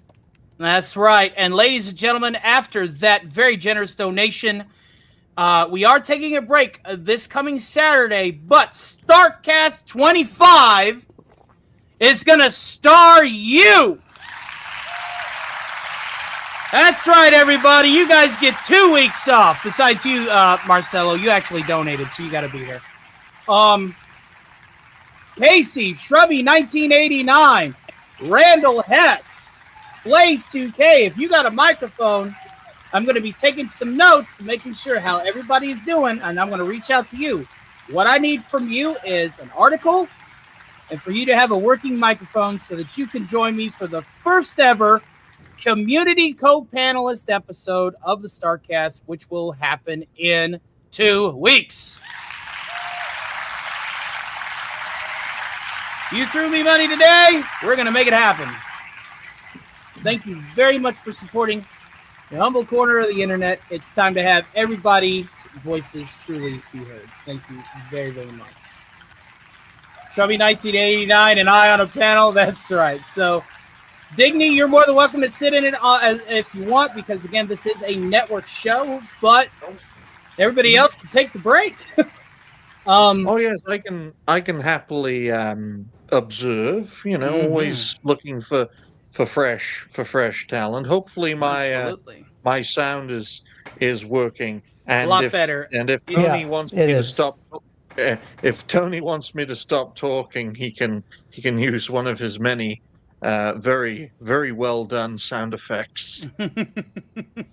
So go ahead, please. Yeah, you know, one of my friends, Sammy 3Pete, he said, I go back and I listen to shows that you're on, and the laugh tracks, they just seem too organic, like they're placed perfectly. He's like, did you ever have actual history in radio? And I told him, it says no, but I would love a radio gig. And he said, yeah, I worked in radio for a little bit, and I tell you, man, you would have fit right in. So, it makes me feel good to know that I'm doing the right stuff. All right, let's get back to it. DJ potential. Oh, yeah. All right, folks, let's get back to it. Let's do it to it. More gaming news coming your way. And at least none of these game devs were terminated. Am I right? Because Terminator 2D No Fate, well, that's a smash hit.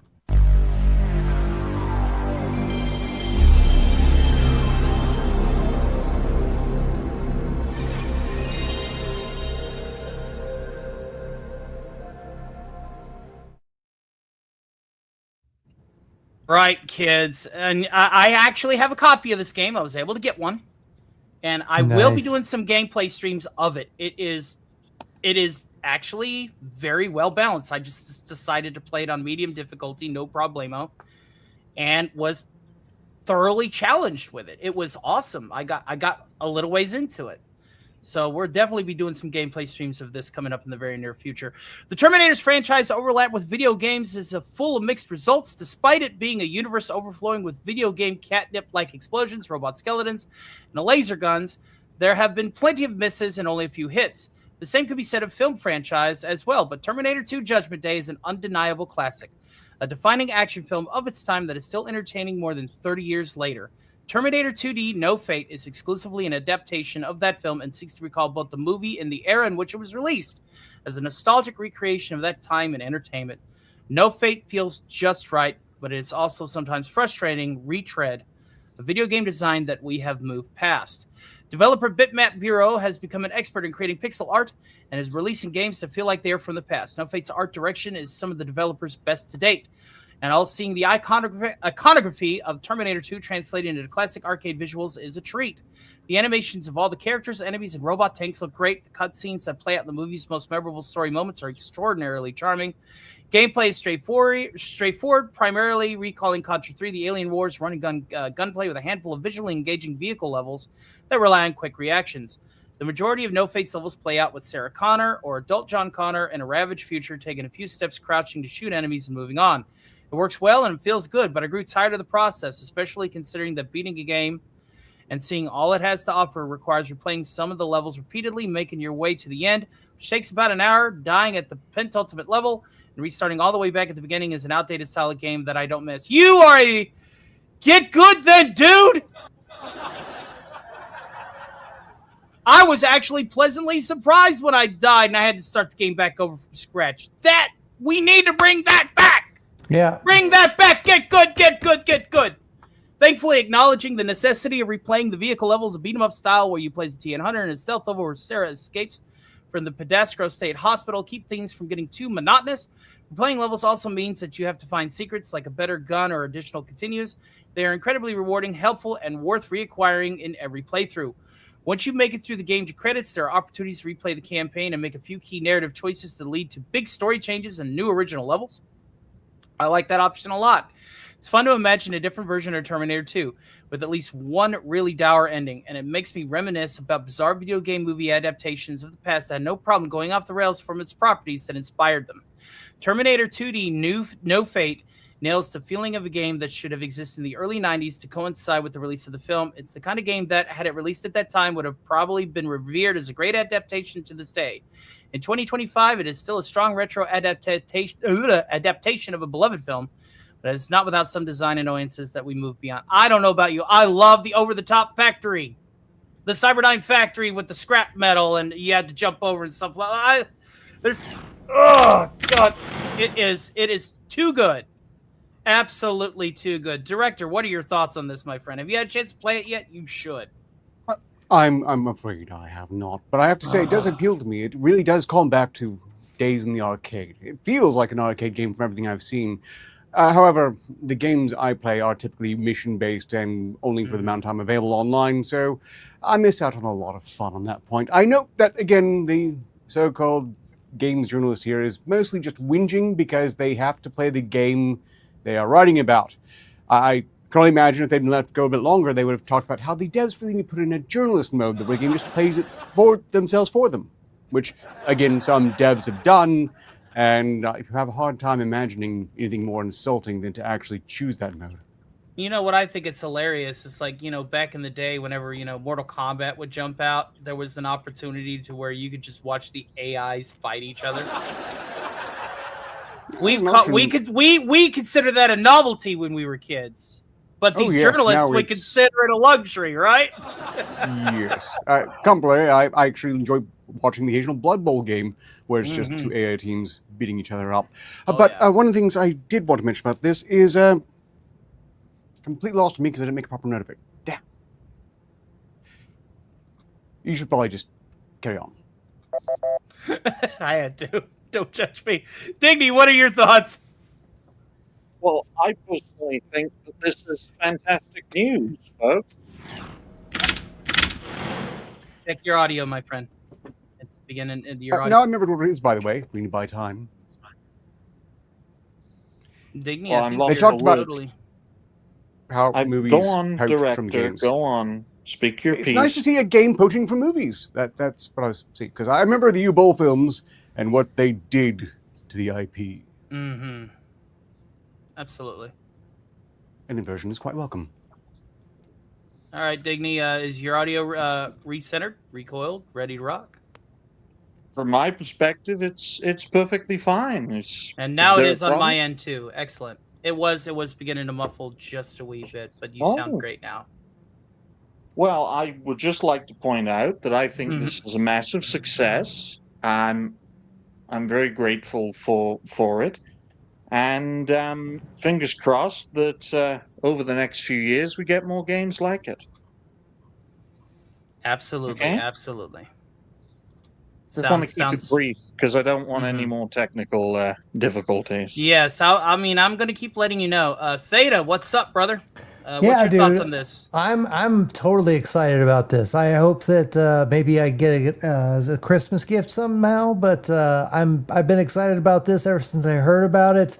I do think that it goes back to what I was saying earlier about this generation being kind of coddled and not understanding that going back and I mean when I watch gameplays of younger generation playing new games and stuff, they hardly ever explore. They hardly ever go and go to the beaten paths and try to find the secrets and stuff like that. And in games like this, when you go and explore and find these extra guns, extra continues and stuff like that, it helps your process throughout the game. And that's what we had as kids with the NES and Genesis and SNES and stuff like that. I mean, when you explored, you got rewarded for it. And I think that's something that's lost on this generation. And I can't tell you how excited I am to see that games are coming back to this type of gameplay where they hide things, and if you explore enough, then you actually get rewarded for it. So I'm all in on this. If I could play this today, I would. I think that would be awesome. Contra, exactly. Like Jason Love just said, Contra was one of those games. You were rewarded for it. Castlevania. I mean, all sorts of stuff like that. Metroid.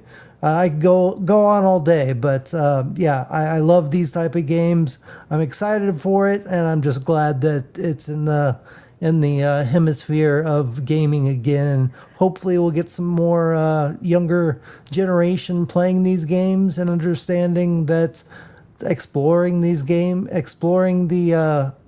corners of the levels and being rewarded for it is something special. So.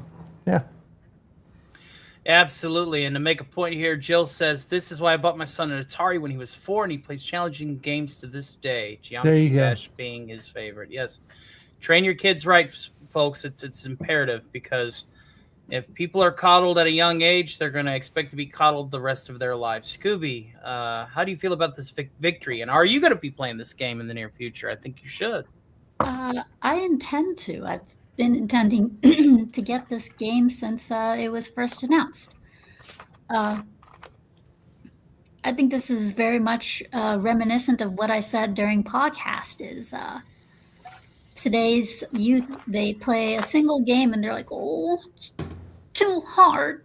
Make it easier. I can't, this, make it easier. I can't take it. This is too hard. Okay, well then go play a game that's easy. Right. Or this game's too short. Or this game's too short. It doesn't have much to offer. Well then go find a longer game. Well, I mean, that's the reason why the game's like what, $20? Yeah, it's like it's like, what are you expecting? A 15-hour game? I'm sorry, no, that is not what this is. Not for $20, you're not. You are getting an arcade style game, but that's also like at home. This is like back in the days of NES. This type of game would make me happy to play on the NES or the Sega. From what I saw, I liked, and I was watching Furious Dan play it, and I thought one of the really cool things that they could have added on for gameplay is, I mean, as you know, as you play through the game, you unlock certain modes. I think that it would have been really cool so people could get a grasp on what you're doing in the game if you unlocked the first movie. So you would be like playing through the first movie, just like how you're playing through the second. Right. I thought that would have been a great unlock, you know, if you beat like the hardest mode or whatever, and you then unlock that. I thought that would have been awesome. If they wanted to make the game longer, they could have done that. But it's really just a lot of bitching and complaining over how hard the game is or how empty it is. Dude, look at the price tag. Look at what it's like, dude, it's an indie game. They are not known for making 20-hour games. They're not known for making 15-hour games. I mean, I mean, got mine too, Randall Hess. Hopefully you got a microphone, because you're definitely coming up in 2 weeks if you want to. It's like, just shut up, play the game, and stop bitching about it. Because you know, just the way he was talking, you know, that is the way you talk if you have watched the game and not played. the game.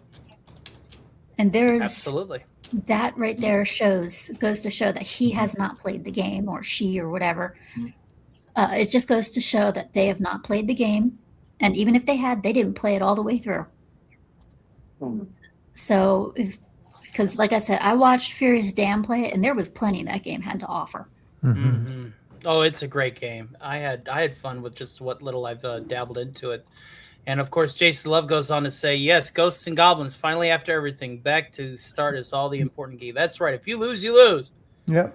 People need to bring back what game over means. Game over means the game's over. Yeah. You lose. You get nothing, sir. Son of Mars, what have you got? I'm kind of torn on this. Okay, I'll be honest with you. Normally, you know me, I'm very critical, but I'm thinking that I'm at minimum just going to check it out and play it out like it's 1995.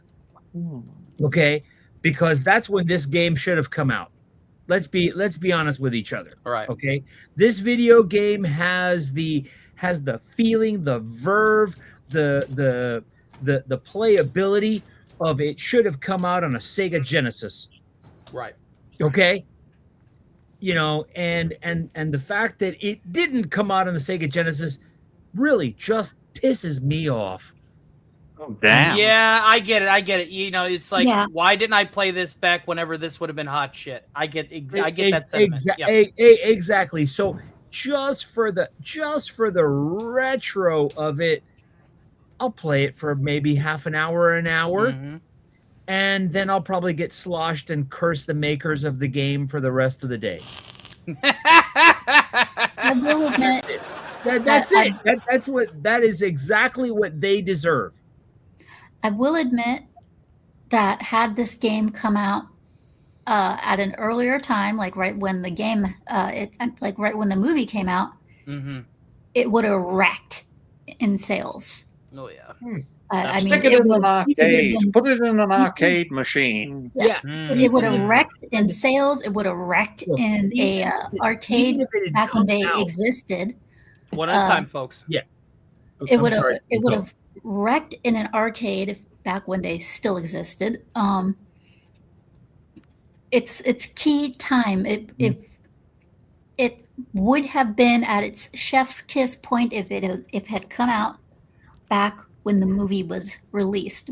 But now you're releasing it at a time where this is more or less catering to the older community who are familiar. What are you trying to say, Scooby? Uh-oh. What are you trying to say? You calling us out? What are you trying to say? Are you being ageist? Huh? What are you trying to say here? I mean, Watch it, boy. we love you and all, but what are you trying to say here? Watch it, boy. Yeah, Seriously. what specific age group is this game for, Scooby? Exactly. Hey. I mean, Watch it, boy. Don't make the girl upset. All right, kids. Tighten up. I hear ice cracking. So Terminator Dark Fate didn't do enough to mess up this franchise? And so basically, nowadays for the youth of today's generation, this game means nothing to them. To us, the game means everything, because this is going back to a movie that we've basically almost all of us have seen. It's going back to this is a very good, very retro game, but it's really one that should have come out back around the time when the movie was released, because that's when it would have made most of its money. That's when it would have been at its peak. But this generation, they see it, they think, oh, cool, retro game. They play it, they don't appreciate it, whereas we would. Kids today, they're like, where's the microtransactions? Yeah, exactly. I mean, when I was younger, I would have crushed at this game. Nowadays, I'm just feeling insulted. Yeah, you know, that's whenever you do have a few drinks and you're playing an old game like this, and it's just like, oh my God, I don't know who to be mad at, the devs or me, for becoming such a slacker. Like, I used to be a god, now I'm a slacker. Furious Dan says, yes, Dark Fate is a great game. I love it. Indeed. Yeah, So, I watched him play it beginning to end. let's go ahead and get to our next bit. This is breaking news, as in this happened today, ladies and gentlemen. We got breaking news in the gaming community. I'm not kidding. This is upsetting.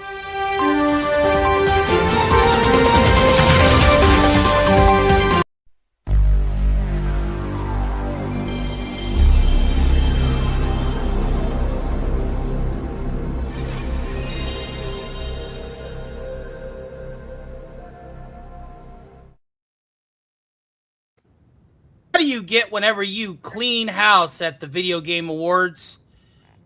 You get disqualified after your show of force. Indie Game Awards disqualifies Claire Obscure Expedition 33 due to generative AI usage.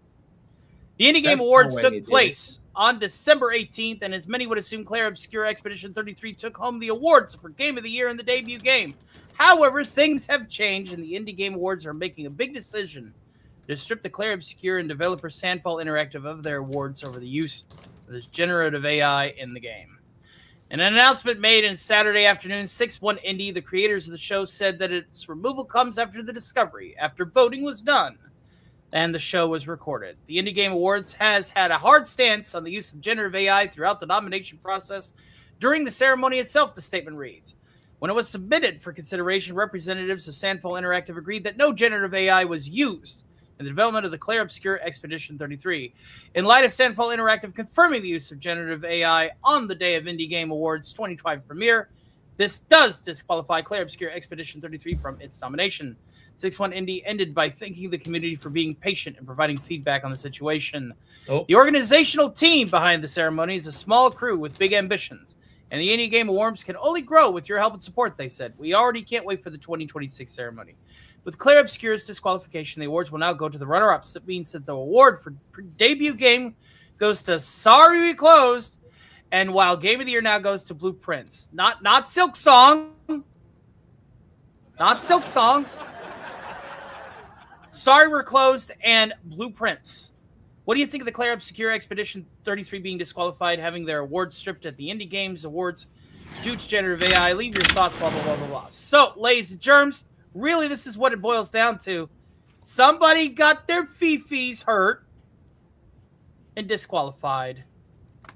Sandbox. Yes, and I have some mixed feelings about this. On one hand, it was turn-based and intolerably French, but I had my very special Christmas special experiment just yesterday, and I was just saying how I was raffling off a copy of Claire Obscure 33, award-winning Claire Obscure 33. They've made me a liar retroactively. I resent that. Also, the person who won it doesn't care, and they won it with a roll of 69, which was absolutely hilarious. But that's a bit of a tangent. Look, as I understand it, the way they used the generative AI was to generate prototype images that their artists then worked into the game, meaning that basically they were just spitballing ideas to start with. Right. I personally don't think that should have disqualified them, but I'm not too concerned about it. And after that cringe, as an artist speech, I do struggle to stress out too much. But I do think they should have kept the award. And also, I'm absolutely with you. Really? We're sorry we're closed, and whatever the other one was, not Silk Song? Not Silk Song. Not Silk Song. That blew my mind. I'm like, what? Since we're also on topic of nostalgia, who remembers Terminator vs. RoboCop? Of course. I love that game. Great comic book series by Dark Horse as well. Yeah. Yeah, I never actually got to play the game much, except in a Funko land, briefly. Nevertheless, what a beautiful idea. Oh well. Yes, bit of a tragedy for Expedition 33. I suppose we'll just have to see what happens next awards series, because I'm pretty sure AI is going to be involved in pretty much everything made henceforth. It is the new tool. If we do not have AI being used in these things, it will probably be because World War III kicked off hot, and we've got much bigger concerns like finding shelter before the cybernetic death wolves find us. That's right, because that, and of course, watching World War III on pay TV, and the fact that we can at least find a little bit of comfort and going all together when we do go. Thank you. That is now stuck in my head. Dignified cartoon gentlemen, what are your thoughts on this upsetting turn of events? Please don't mention World War III. That means it'll happen. If you keep mentioning it, it'll happen. Now, in regards to this, I'm of the view of it's rigged, folks. The Indie Game Awards is so rigged. I can't do his voice, but you know who I'm pretending to be.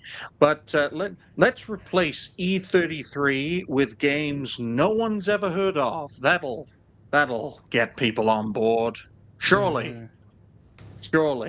And fingers crossed. I've added a feature because I'm using the conference call section for my audio. Hopefully the AEC, whatever the hell that is, which removes acoustic echo, is working. Otherwise, I'm just going to smash this computer and use my older one. But I think Expedition 33 was robbed, and I'm looking forward to the next Claire Obscure game, robbing them straight back. Right on. Too. Theta, what are your thoughts on this turn of events, my friend? Yeah, I couldn't say I can't follow it up honestly with what Digny said. I believe it's all rigged anyway, like he said, and really it's all a bunch of it's a bunch of bullshit. Just the same with the Oscars and stuff like that. I don't buy any of it anymore. So, I just go with what I feel and what the gamers are recommending, and I go with what I like because I haven't seen anything that has been nominated for Game of the Year or anything that I feel deserves it in a long time. So, it's kind of how I feel. Absolutely. Scoobs, your thoughts on this turn of events? It's almost as if you and Kidda had a few words not even an hour and a half ago, 2 hours ago. To get my full thoughts on this event, I highly recommend you go watch the video. You go watch Scooby Pop's podcast, because I did a stream on this right before Tony's. I'm gonna repeat what I said with Kite.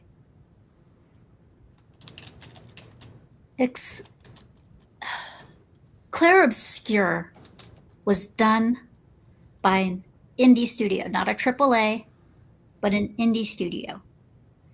A lot of indie studios will be using AI. That's just how it is. They have indie studios are run by a small amount of people. You don't have a lot of people there for help or to work. AI is a key thing for them, for refining the game, creating storyboard, helping to create the storyboard, design characters. It is there as like a parent to guide you, and you pick up from what you've learned from the AI and move on from there. AI is definitely meant to refine games. It's meant to help the developers with their gaming. AI has been in games for as long as we know it, and it's only gotten smarter and better over time. And the fact that it got removed is just they're just angry because, one, they sweeped the gaming awards. A lot of people are pissed about it. They're still pissed about it. They're finding every excuse in the book to explain away why it swept so many awards why it swept all the awards in the gaming awards. People are really coping over this game. They're really upset that it won. And here we go. We're seeing it again. They get Game of the Year and Game Debut. Mm-hmm. And they go home with it, but the only difference is they get the award stripped from them. But I noticed when I did when they said in the article, they just stripped it from Game Debut. They didn't say Award of the Year or anything, but nevertheless, they stripped the award. And you can't do that. I mean, granted, they said they didn't use generative AI in making the game. But what did they mean by it? They didn't go into specifics. Did they mean making the entire game? Or just making certain parts of the game? And then for them to go up and stupidly admit that they did use AI? That was a stupid move of them. But still, they won fair and square using a tool that every game uses that personally I think should AAA ever use, they have no business using. But they won using a tool that every indie game company uses. And the fact that they gave it to the runner-up, Blueprints or whatever, and not Silksong. Silksong wasn't even in any of their nominations. They didn't have a lot of runner-ups. If that was their winner, then they didn't have a lot of runner-ups. Mm-hmm. When it comes to AI, more and more games are using it. And if awards ceremonies are going to start disqualifying games for using AI, well, then they're just going to have to start creating another category. They're going to have to change the rules and make exceptions, or they're just going to have to create a whole other category because it's just going to be done more and more and more and more, whether they like it or not. It's true. All right, guys. I do I want to think go so. ahead and make a mention. We are now 49 minutes before we have to wrap this up. I have to cut one of the articles from our schedule and then just refer to the website for the medieval/Renaissance, technically Renaissance or historical show that I want to share. So we need to expedite this. That way everybody can get their outros and their plugs in a timely manner. Yeah, I can do that for you, Tony. No worries. I'm just gonna cut it right to the chase. Okay. Go woke. Go broke. There you go. There I said it. Sweet and simple. There I said it. They didn't cut them out because they used AI. You got to be kidding me. They cut them out because they weren't woke enough. Sorry, not sorry. Is that a short enough clip for you? Short enough clip for me. All right. So, ladies and gentlemen, we had one super chat creep in. It was a mega chat. So let's go ahead and cover that.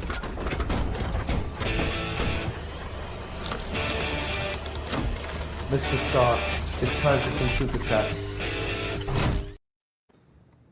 The very lovely Alice Lovely with a $4.85 super mega chat because obviously she went through Ko-Fi and they took their pittance. Says, good show. Thank you very much, my dear. I feel like StarkCast is becoming better and better with each new show. We really are breaking ground here, folks. And it's all thanks to you guys. It's thanks to my co-panelists here. We're all doing equal work. And I appreciate each and every one of you. Thank you very much. Let's go ahead and get back to the schedule at hand, the slightly expedited one. Let's go ahead and cover our bit of odd news this evening.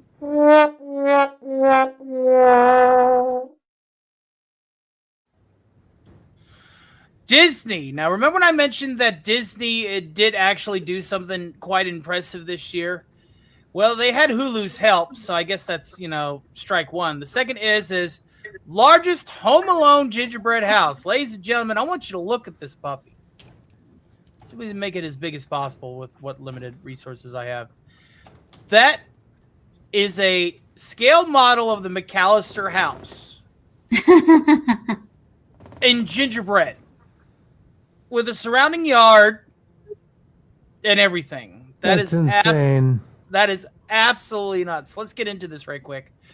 Disney Plus and Hulu are celebrating their 35th anniversary of Home Alone by constructing the world's largest gingerbread house, and it is Guinness world's largest, which resembles the film McAllister Home. Guinness World Records confirmed that the structure, which is 34 feet long, 58 feet wide, and 22 feet tall, is the world's largest. The streamer's efforts over 8 days won them the Guinness World Record for the world's largest gingerbread house. The press release says the structure, which is on display in Hollywood, consists of 7,350 pounds of flour, more than 6,600 eggs, 20 gallons of edible glue, and 10 pounds of fondant. What? That's no moon. That's a space station. What is edible glue? Edible glue. That's the epoxy Have that you ever holds heard of eating gingerbread house. paste? Yeah, it's the epoxy that is deemed edible for this very reason. Epoxy to build things like gingerbread houses. Yeah. Yes. Everyone knows that one kid. Yeah. It's true. Yeah. Look at that. That's awesome. That looks so cool. Let's see This is a if terrible I wonder. idea. if I more wonder if they people have did more- traps in there No. too that Yeah. are edible. No. Back That would be If- funny as hell. no if way. people Sorry. When I was did a kid, stuff there was like this. there are starving children in Africa. For you Oh, guys God. to pull this kind of crank? Come on. Right. Come on. Come on. So let's pass the talking stick around, and yes, it's candy cane. Don't eat it. But this is a terrible idea for many, many reasons. But first off, who's in charge of keeping the child-eating witches from moving in, squatting there, and disappearing? You don't build gingerbread houses if you're not preparing for child-eating witches to move in. I hope they're watching it carefully. That is not going to be supported by any HOA, and I really can't support this risk. But also, yes, Right. massive, wasteful flecks of perfectly edible things. This is a flex for sure. And yes, I there are suppose they people- booby-trapped it. I hope of it's a booby course. trap. Yeah. That little door handle better be electrocuted. Exactly. There better be some sharp pointy things in the Better living be room. paint How you get cans child-eating witches, swing people. from the rafters. If and- there isn't a sugar-coated cardboard cutout of Michael Jordan on the second floor, I'm going to be pissed. Digny, what are your thoughts on this? Let them eat gingerbread. Let them eat gingerbread. Because not even the French monarchs would do something as egregious as this, folks. This takes bread and circuses to a whole new level. Oh yeah. Oh yeah. Have a circus made of bread and just eat it, because that's what this is. Open it up to the public and they would literally eat the building around them. It collapses on them, and then we get a new story to talk about. Absolutely, my decadence. friend. Peak late stage empire decadence, folks. And this is coming from someone who wears a top hat. So that's my would know. thoughts. And I'm very grateful that my microphone is working properly now. So that's good. All right, my friend. Yes, this is very excessive, that's for sure. But it looks so damn good. Like I mean, I would feel guilty taking a bite out of it. I would be like, this is a work of art. How are you going to preserve? Like, if you're just going to make a scale model that detailed, just make it out of stuff that's inedible and display it, right? Data, what are your thoughts? I say there better be a edible furnace, an edible treehouse. It better laugh. It better go. Yeah, exactly. They better go all out. They better have all the traps that are edible, made out of licorice, whatever. I hate licorice, but whatever to get the effect. An edible Christmas tree inside. They better have dancing cardboard cutout. Well, not cardboard, but gingerbread cutouts of people, so you can see in the windows people dancing to, the song in the movie. They better go all out with this, but this is really exciting. Brings me back to my childhood, so I love this. I think this is awesome. Yep, and from what I'm gathered, I think they're going to actually lock it up and seal it to where it's not going to be edible anyway. If anybody does try to take a bite of it, in a few weeks, Somebody's gonna try. Yeah. Scoobs. I am getting. What do you thoughts about this gingerbread house? I am getting flashbacks to the movie, the most recent version of Charlie and the Chocolate Factory, of when Willy Wonka built that great big chocolate palace for the prince in the Sahara Desert. And he told the prince, "You better eat it before it melts." And the guy says, "No, I intend on living in it." And then it collapses on him. But this is insane. I gotta say, I too would be tempted from just going up there and taking a bite out of it. But yeah, where's the old man? Where's the wet bandits? I was about to say, where's the sticky bandits? Are they going to be wet? Are they going to be sticky? Are they going to be made of sugar? I mean, are they going to be in there lying on the ground with a spider on top of the chest? Yeah, exactly. There better be that guy that does the salting of. There better be a mummy inside that trash can. Buzz doesn't lie. Buzz does not lie. They better have the guy there that does the salting of his driveway. They better have the wet bandits. They better have Kevin. And don't forget the cardboard cutout of Michael Jordan. The cardboard cutout of Michael Jordan, the little miniature cars, the people, and the tree, and all. They just need to have it all in there from there, and even maybe just like a little miniature Kevin with a candy BB gun. Okay. They need to have some of those on the interior. I mean, like, how are they going to preserve this thing? It looks they have to have a nice large cheese pizza. Well, here's the thing though. Are they going to take this at the end of the year, break it up, and feed it to people? No, of course not. They're storing. They're sealing it up and storing it away. From what I've gathered, it's in a museum. It's insane. It's daft. This thing is gonna. Now, to be fair, edible glue is nothing but straight preservatives, and I'm pretty sure that they've chalked it down with enough preservatives to where this thing this thing would rot at the rate of a McDonald's sandwich. Yeah, so it's gonna get you know what I mean? Moldy. It's not gonna rot. It's gonna get moldy. It's just gonna get hard. It's not gonna get moldy.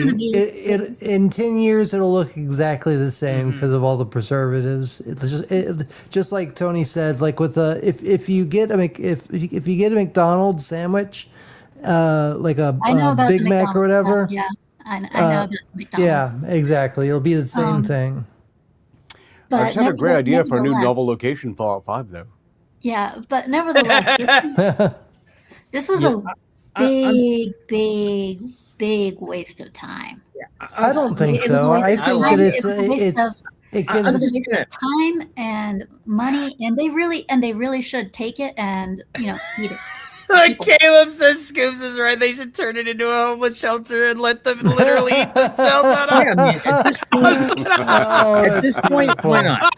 At this point, why not? Okay? Yeah. I mean, the thing that none of you guys have talked about is, when does the assault on our youth stop? I mean, seriously, when does the travesty of the assault on our youth stop? All these memories. I mean, what's left next for them to do? A remake of the Goonies? Oh shit! They're making a Goonies Part 2. Exactly. Yeah. That's my point, Theta. When does the assault on our youth stop? It's not. Come on. It's going to take people like us that actually are going to have to force our way into Hollywood, and it's going to take games like this one that got kicked out of the nominations and stuff like that. Yeah, It's going to take. Theta. They're not. They're doing it to your and my generation. Have you seen a remake of the Maltese Falcon? Seriously, No. because they wouldn't dare do something like that. No, it's our generations that they're doing this stuff to because they wouldn't dare do something like that to something like the Maltese Falcon, the African Queen. But all those you know what? You know why that is though is because the fandom of the Maltese Falcon and Casablanca and stuff like that. They're so. I mean, they're older, and so they're not. They're being older, Theta. It's the matter of the damn thing was a masterpiece. There's nothing to fix. There's nothing to remake. But you could say the same thing about. When does that ever stop them? Yeah, exactly. you could say the same thing about Back to the Future and Tron and all that stuff. But we're in the prime age of buying nostalgia. We want to buy all that stuff, and that's why they're using it. They've conditioned us to this. Exactly, you're right. They've conditioned us to this. I get it. But we have 35 minutes left. All right. Any other points? No, I'm done. Okay, cool. What about you, Marcelo? No, I'm good. I was just saying, Yeah. when does the hurting stop? Yeah, it's never gonna stop. We're just here to report the issues. If you guys want to fix to the lack of entertainment, if you want, acknowledgement to our childhoods, if you want something that'll take your mind off, consider Stark's Thursday Matinee and Alpha After Hours and Radio 616 right here on this channel, because we do step 3. We are the change we want to see in the world. There you go. Trust us with your entertainment as well as your news. We are the future, kids. There are so many much worse things. You keep watching and you know it. Mm-hmm. So, with that out of the way, we have one last super chat that had strolled in. It was from Blaze2K, and it was, you know it, Marcelo hates it. Unicorn! Thank you to Blaze2K as well as everybody else who has donated tonight, whether it's to the Mega Chats, to the PayPal, to the Ko-Fi in the description, or to the Super Chats located here. Thank you very much for supporting my humble little corner of the internet, because with you, that humble little corner will become a humble little street, then a humble little city, then a humble little continent. And, a couple of planets down the line, who knows where we'll be, right? So thank you. You are helping me take a step to being here for you full time. Have you not done a Radio 616 lately, or does YouTube just suck the bad about giving me notifications? Caleb, Radio 616 went back to the classic variety show format, because whenever I did the auto DJ playlists on Radio 616, the stream would get, intermittently took down over copyright claims. And with the AI being as crappy as it is, I've elected to bring back Radio 616 in the classic Alistar hosted variety show format, just like Alf does with his panel and like I do on the Thursday matinee. We are going to be having one this coming Tuesday at sometime in the afternoon. I'm thinking around 5. So be sure to check that out. I got actually 2 variety shows. I got Alistar in the afternoon, and I got Alf in the evening. So needless to say, busy schedule ahead. Your entertainment for the holidays is here and nowhere else. All right, so with that out of the way, let's go ahead and get to our last bit of news. And, of course, we always like to have a little bit of fun at the end of our shows. So this next segment is what we like to call fake news, where we take an article that is clearly fake and we pretend it is real for the sake of comedic fun. Let's get to it, shall we? Can you state categorically? You are fake news. Sir, go ahead. Can you state categorically that nobody... No, Mr. President-elect, that's not appropriate.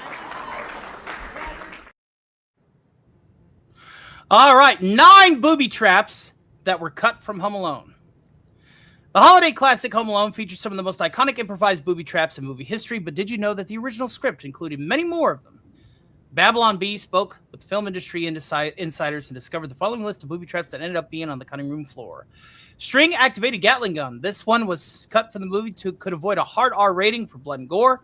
locking the burglars in the chimp room to have their faces eaten off. Macaulay Culkin reportedly refused to work with the chimps. Fail-safe device the Predator used to blow himself up. From much darker ending in which Kevin sees no other way out. Waterboarding left out at the CIA's request, slowly photoshopping the burglars into family pictures on the wall so they begin to question what's real. This type of slow psychological torture was deemed not to be fast-paced enough. Recording of Kamala Harris laughing, in which she would play when Marv made all the way up the stairs. The studio felt that this one would be too scary for a younger audience. Sharks with freaking laser beams attached to their heads. This was saved for later use in the Austin Powers films. Released the feral inbred who lived under the McAllister stairs, removing perhaps the film's most shocking twist, and something referred to the script as only the Soul Flayer, and you don't really want to know what that one did. Needless to say, it could have been a very different movie. What other pranks would you have liked to see Kevin pull? Ladies and gentlemen, this is shocking news. I always thought that Home Alone was going to be family-friendly and fun and silly and wacky, and there's some weird, freaking masochistic psychos up there. What do you guys think? Director, what's your thoughts on this? I think they're full of shit. First off, the string-activated minigun would have been perfect, but they knew better than to damage the idea of a sequel. And good call on their part, I suppose. Also, I think they really should have gone with the Soul Flare angle. I mean, that was just basically taking the furnace seriously as a villain. And wouldn't have resulted in any sequels, but it could have been a very novel horror series in its own right. Finally, also complete bullshit. How the hell was Macaulay Culkin supposed to have photos, the sticky bandage to Photoshop into the photos? And Photoshop wasn't that good then. I think whoever had these ideas in the first place should have been fired. Well, you know what they say about the elites in Hollywood. They usually, like the military, have all of the cool stuff before everybody else by a matter of about 10. Oh, wait, this is like, it's really been 30 years. Man, that joke didn't age well. Neither did this one. Well, Alex Jones is right in short. Dignified Cartoon Gentleman, what is your dignified response to what have otherwise been much more entertaining traps? Well, those are plenty of great ideas, folks. I can think of one or two. One is the kiddo, Macaulay Culkin, because I forgot his character name, turns his house into a gingerbread version and lures the people trying to destroy him to eat his own house down, and that gets rid of them. And another idea would be for Macaulay Culkin to call his buddy Michael Jackson to solve the problem. Right. Oh. As we all know, Michael Jackson knows how to solve a home invasion. Very true, very true. But for me, personally, I think it's very interesting that these considerations are being made, considering the fact that Macaulay Culkin looks very similar to how he did all those years ago. Very similar. It's creepy in a sense. Wow. Before we get to our next thought, I have to screenshot this. Holy crap. I'll just screenshot this. I got to share this. Okay. Guys, we're Right, YouTube featured right now. Nice. I We're don't know what that YouTube is. featured. What's That is that? so cool. I'll keep this up. We'll I've share been that later on at the end of the show. experiencing strange Wow. glitches. That's awesome. Bush McFadden says, "Hail to you, sir." He says the So like, true. share, subscribe buttons are not showing up. That's particularly strange. So let me just go ahead and click this. Refresh. Yeah, they're showing on my end. Reboot. weird. Remake. Do Me or something. them, I'm- But anyway, let's get back to it. We're almost out of time. Theta, what are your thoughts on all of these booby traps? Well, as we all know, Kevin McAllister actually changed his name when he became older to John Kramer and actually started the whole Saw franchise. So it doesn't really surprise me that there was a bunch of traps that kind of went off that didn't get put in the movies because they were a little bit too dangerous. Because as we all know, Kevin McAllister kind of went a little crazy and Yes, he did. became the jigsaw killer. So yeah,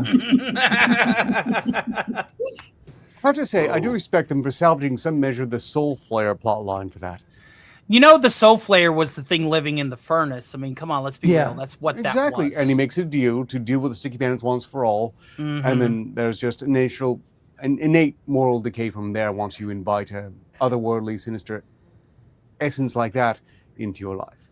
I work with too many otherworldly, sinister entities. I call that my 9 to 5 nowadays, whether I'm, occasionally having to listen to the whispers of eldritch madness and dad jokes, and then tuning in onto a cursed radio and listening to more whispers of eldritch madness and dad jokes. And then whenever I go to bed at night and I see a triangular being of eldritch madness, give me even more dad jokes. Hey, Scooby, it's your turn. What are your thoughts? I think we're missing out on what could have been a good trap if Kevin were smart enough. He could have put the furnace on, let the gate open, and just let the trails of nails lead that guy over to the furnace. He falls into the furnace, lands into the fire. Maybe instead of dropping the paint cans, make sure that they're a little bit acidic on the outside. Give them a new person. Give them a nice little look. Trust me, the ladies will love it. Maybe instead of slipping on cars, they can slip on a couple of shards of glass. Well, they did have shards of glass. It was the Legos and the No, I'm the talking about Christmas ornaments. No, yeah. I'm talking about serious. Yeah, like really thick, like like window pane glass. Yeah. Exactly. Yes, the pane glass. And then after that, then put the Lego car and put the Lego cars up at the very top of the steps. He needs to get severely vicious. I mean, what we saw was child's play, and Right. we want give us something good. Speaking of which, I'm just now getting in some stuff hot off the presses. We got more breaking news coming in.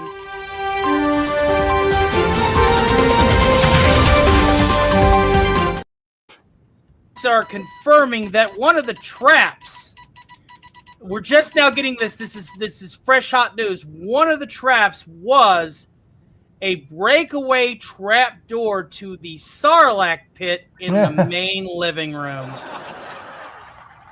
So that's where they hid the Sarlacc pit. Man, a Sarlacc pit. That was actually a suggestion that I wrote in about. Wow. Marcella, what are your thoughts on this, my friend? Travesty. Damn travesty. I'll never get over it. That's it. How do I recover from this? I don't know. I mean, this completely destroys every concept that I had in my life that I held dear. I think I'm gonna have to go on a walkabout and find myself again now. Very cool. Agreed. That's it. It's all Agreed. If they'd gone with the Soulfire route, they could have had a second sequel that crossed over to Child's Play and had Chucky as one of Kevin McAllister's toys, who proves incredibly helpful. No, I think Chucky probably would have been a little bit too scared. Right. Of Kevin. Right. He'd probably be like, "Keep this damn kid away from me." Right before Kevin, sticks him in a toy box and lights it on fire. All right. What did you do? very, very quickly, guys. We have about 23 minutes remaining. So the first thing that I'm going to do now is once again thank everybody for their generous donations tonight. You guys have been absolutely awesome. So you guys need to get with me. You have 2 weeks to do so. Next Saturday, we are taking the StarkCast off so that I can take a little bit of a holiday from my stack schedule that I have for the next 4 days. However, I want to see you guys, especially those who donated, come forward. If you got a good working microphone, hail to the top, gentlemen, and more. Do consider reaching out, because this next episode of StarkCast is going to star you. All right, you invested in it. We hit the goal, and now it is your turn to collect. And you guys need to bring an article to my attention, And you also need to make sure that you have a working microphone. We'll be convening about 15 minutes early before the show so we can do mic checks and get things situated, and I can let you guys know how we do this thing. That way the show is still nice, neat, posh, and concrete and flows well. But I do have one recommendation, again, where some people want prequels to Game of Thrones, which is literally maybe an amount of people that I can count on one hand. Let me recommend a show that Zach's recommended to me about a real-world Renaissance affair. So here's our quick What to Watch segment before we get to plugs.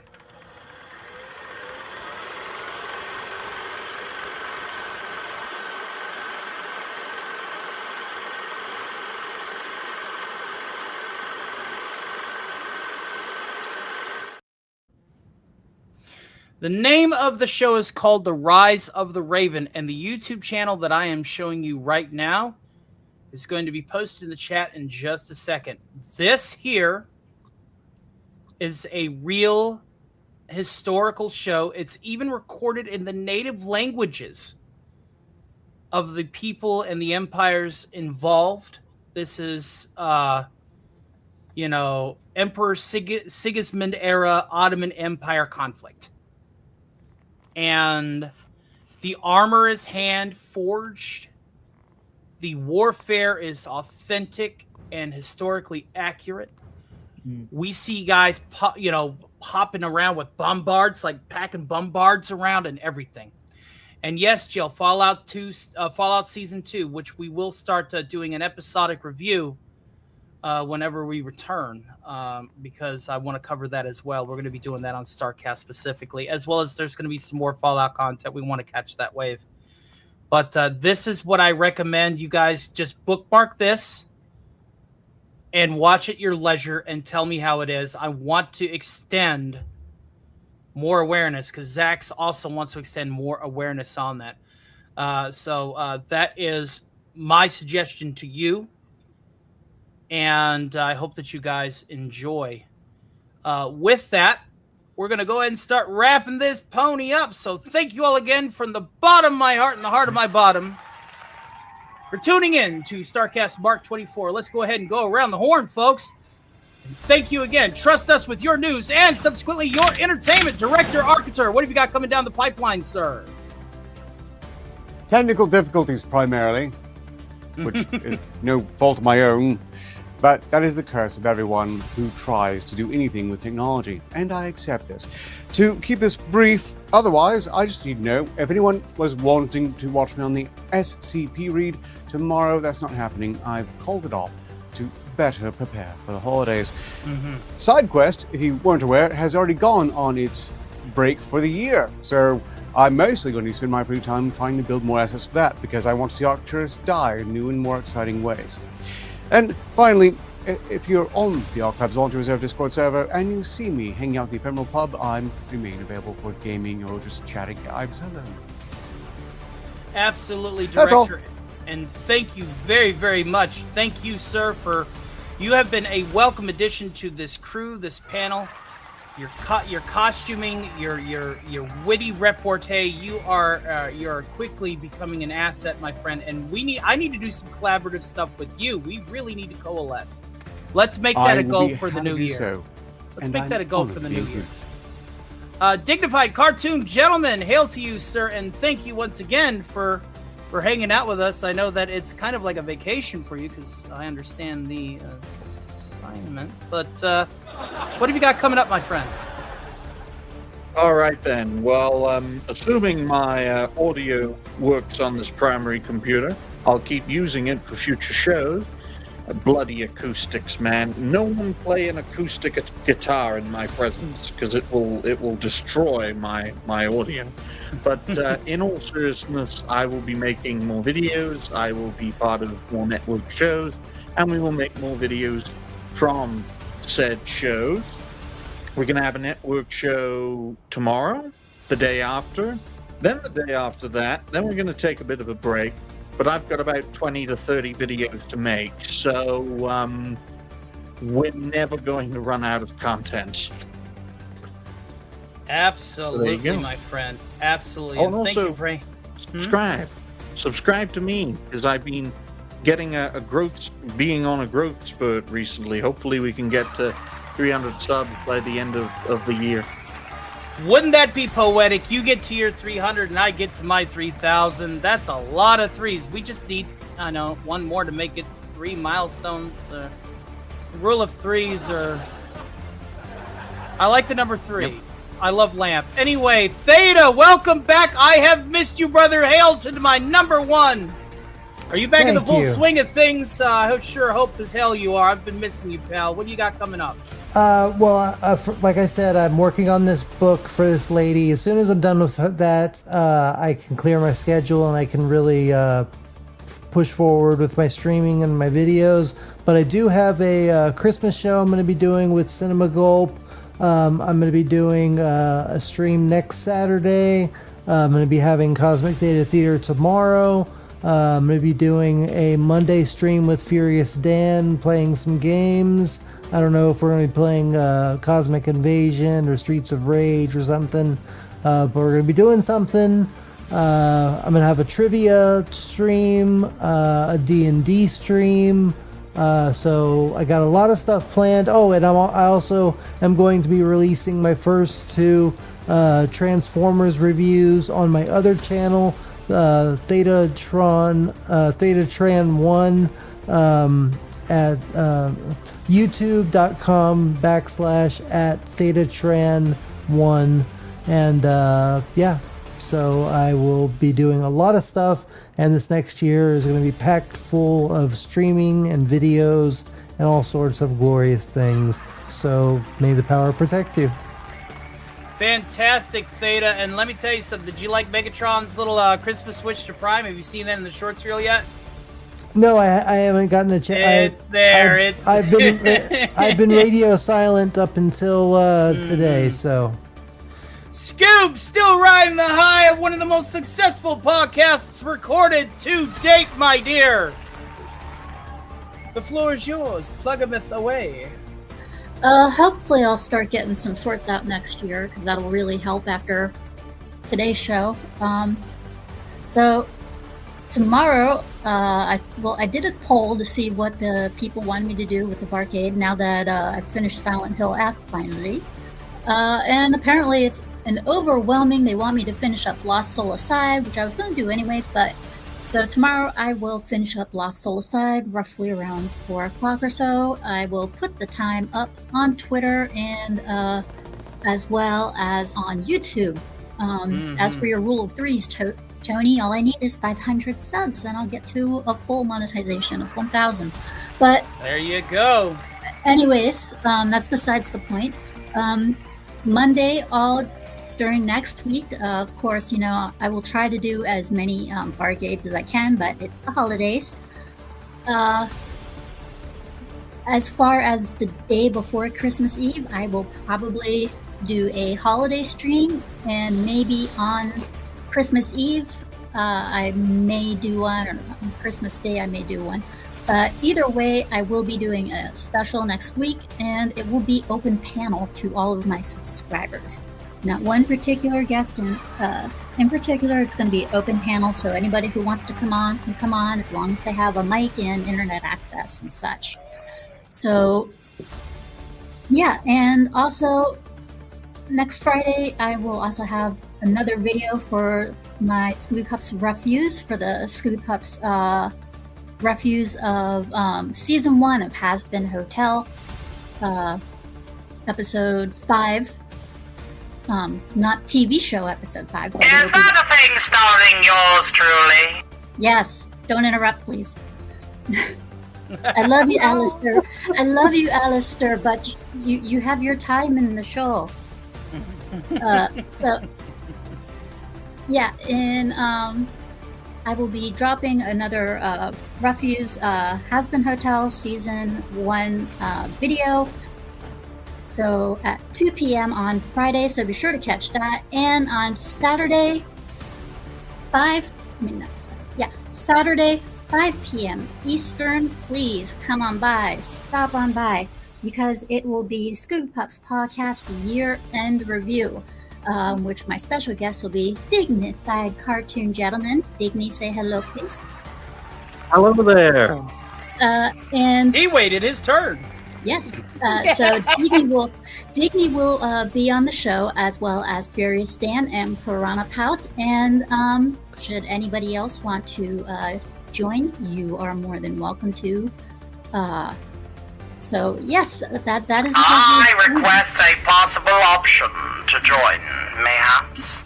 Yes, you are more than welcome to, sweetie. The more the merrier, as Digny and I discussed earlier on backstage. So yes, we're going to be doing year-end review, movies, shows, game content, tech that's come out. You name it, we're going to cover it. Fantastic, and that is indeed a mouthful, and I see something there. Easy now. And I will Put your eyes also, back in your head, sir. And I will also, to all of my fans, really quick, to some, they may not care, but I got tired of having an ending where I'm just sitting there looking at you guys saying like, follow, subscribe. So I changed my ending, and it'll premiere day after. It'll premiere first day after New Year's, my first New Year's show, and it'll be animated. So fantastic. Can't wait. Son of Mars, you still ain't got nothing coming up just yet, but this is your opportunity to plug another channel should you choose to. Yeah, just keep coming back to the StarkCast, folks. Check out Dignified Cartoon Gentleman. Check out the director, and check out podcast whenever it's on. And in the new year, get ready for the Shadow Report. Can't wait. That's going to be a fantastic time. And now, as if I haven't recited this schedule enough already, that's right, ladies and gentlemen, the Stark of Iron YouTube channel isn't just a news station. It isn't just a gaming station. It isn't just a variety show station. It is all of the show station, ladies and gentlemen. Anybody and everybody can hit go live and be themselves and be boring and bring on panels of otherwise uninteresting individuals. However, we here at the Stark of Iron channel like production quality, entertainment, and a lot more. That is the reason why we will be at 3,000 subscribers by the end of the year, and it is all thanks to you.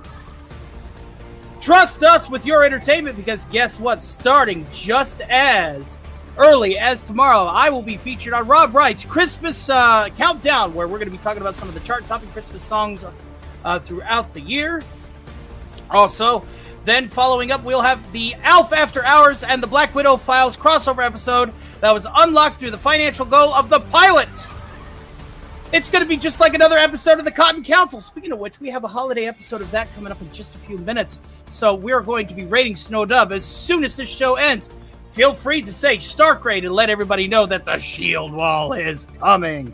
So yes, we're going to have basically a lot of Cotton coming up.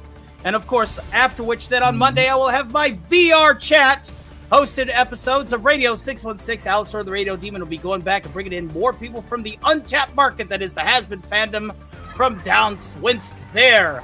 On Tuesday, Radio 616 makes a triumphant return to YouTube as the $200 unlock from last Thursday, followed with episode 1 of Alf After Hours. The first official episode, not the pilot.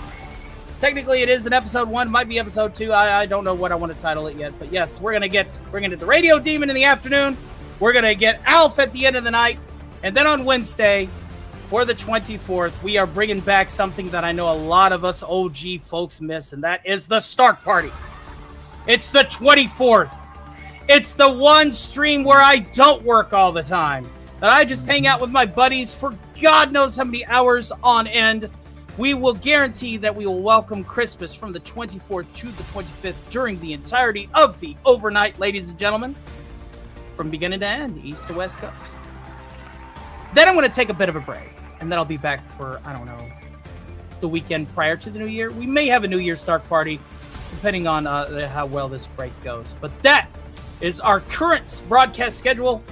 Stay tuned. Do not go anywhere, because we are about ready to wrap this pony up in a nice, neat bow. Thank you all again from the bottom of my heart and the heart of my bottom. You guys are what makes this place great. Keep liking, sharing, subscribing, and even becoming channel members. We picked up a good haul this year, right at the end of the month. God bless each and every one of you, and again, trust us with your entertainment.